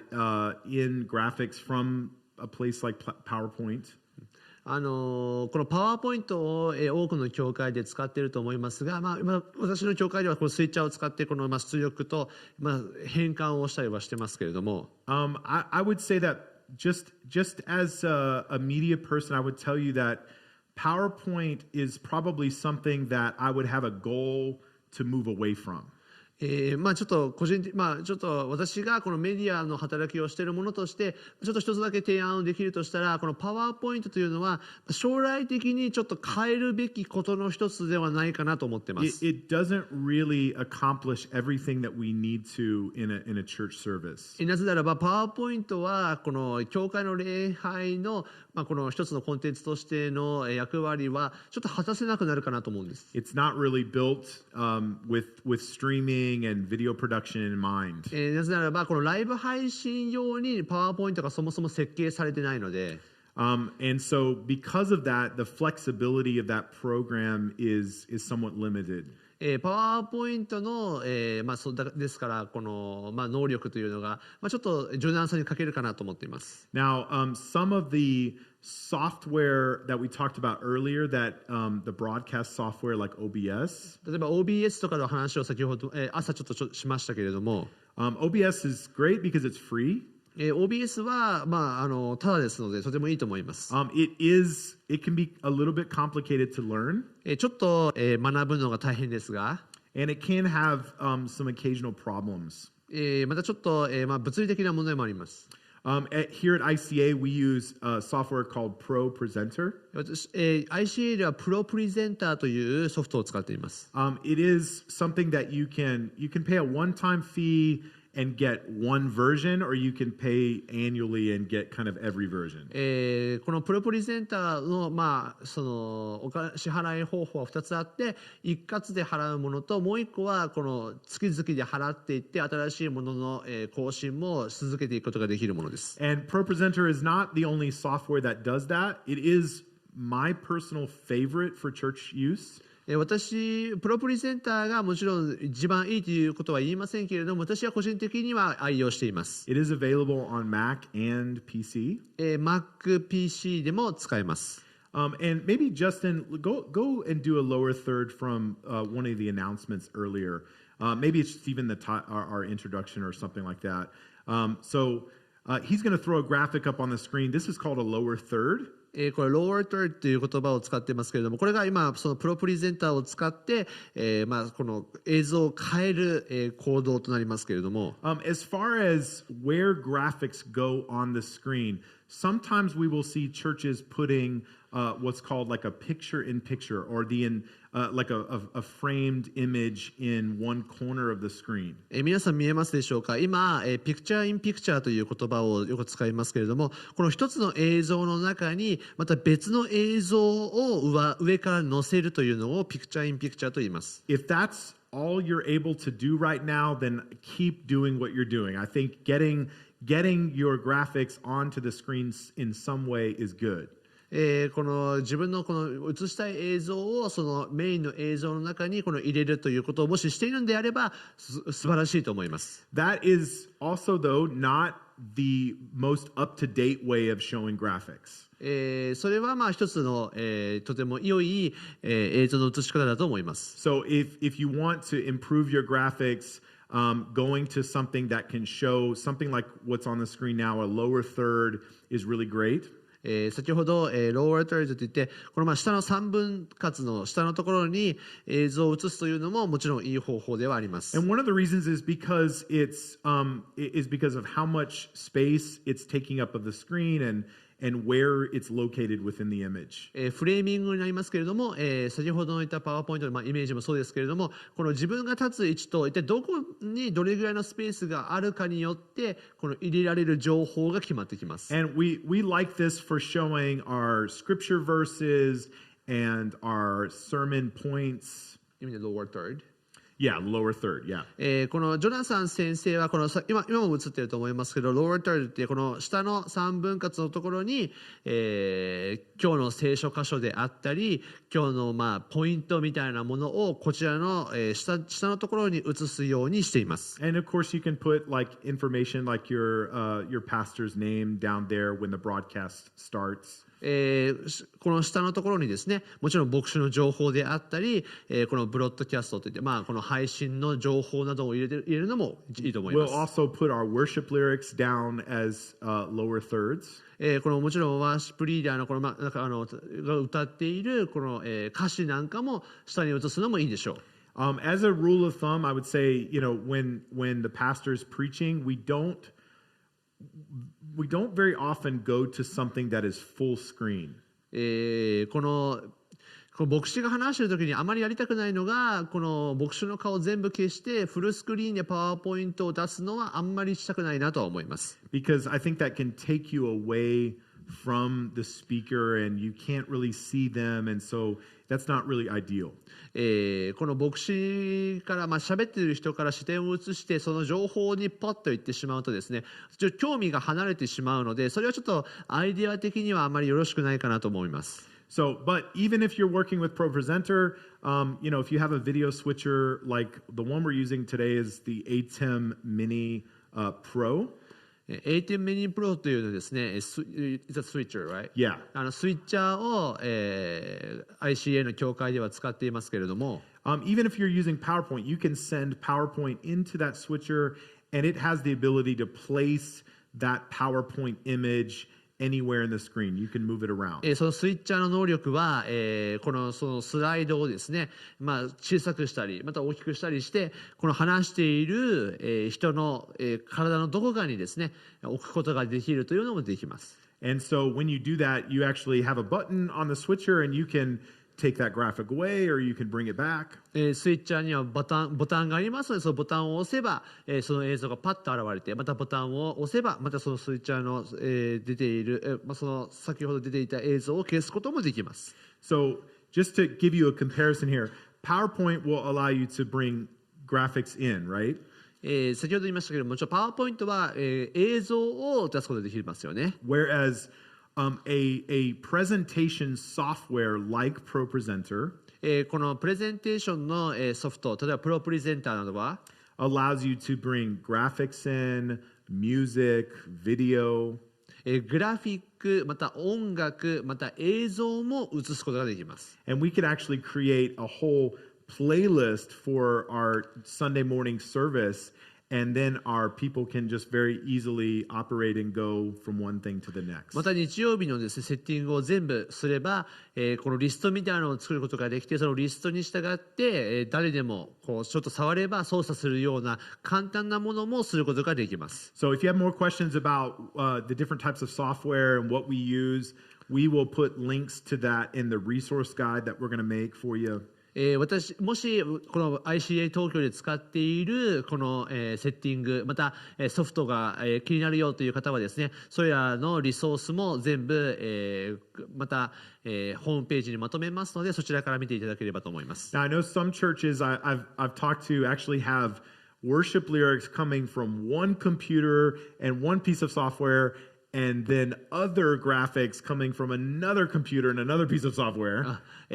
私が聞いてある教会ではこのワーシップリーダーが自分でこの歌詞を操作するためのパソコンを使って、またある人がその映像を作るためにその映像を持ってきてというふうにいろんなパソコンからいろんなケーブルを持ってきていろんな情報をまとめているということを聞きました。And again, I would just say that that's a more complicated way of doing streaming, and there's more things that can go wrong in that way. しかし、ライブ配信においてですね、そのような、設定を増やせば増やすほど難しくなってきて、何かが一つ間違うとダメになってしまいますので。From a budget standpoint, it means you need more computers, more screens, more software. そうなってしまうとたくさんのパソコンが必要になりますし、たくさんのソフトが必要になってきますし、たくさんのモニターやさまざまなソフトが必要になってきてしまいます。And you need more volunteers to run all of that stuff, right? そしてそれら全てを動かすためにもっと多くの奉仕者が必要になりますよ So ね。again, our goal really needs to be to simplify and consolidate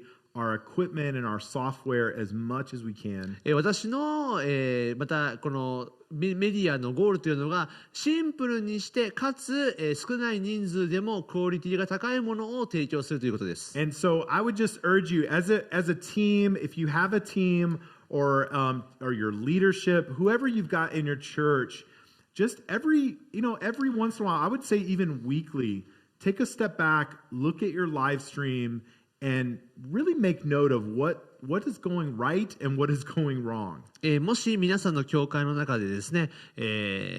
らの働きをしている、リーダーやまたもしくはメディアチームがもし教会などにいらっしゃれば、ぜひ自分の行っている配信を見ていただいて、今どういった問題があるか、一体どういうことを、変えなければならないのかということを、ぜひ一からもう一度考えてみるのがよろしいかと思います。I think you really never stop improving. It's something that we're constantly looking at, we're constantly working on and tweaking and refining. なのでぜひもういいやと立ち止まるのではなくてですね、徐々に変え続けていくという視点からこれらのことを見てみると良いかもしれません。And so I think it's something that it's really important to get more than one person's eyes onto it, because sometimes we just need some other perspective about our stream. なので私は個人的にですが、一人以上の人がですね配信の評価をするというのはよろしいかと思います。なぜならばやっぱり自分の目だけでは分かりませんので、第2、第3の視点があるためにこの物事の良さというのが理解することができます。Okay, we've reached the first half of the end of the first half of our stream today. まず最初のセクション、最初の、大事なところを見ることができました。I can imagine that your brains need a little bit of a break, mine too. 皆さんの、脳には休息が必要だと思います。私もそうでありますが。If you have questions that you haven't been able to ask, feel free to type those in during the lunch break. このランチの時間にですね、もしご質問等ございましたら、ぜひ、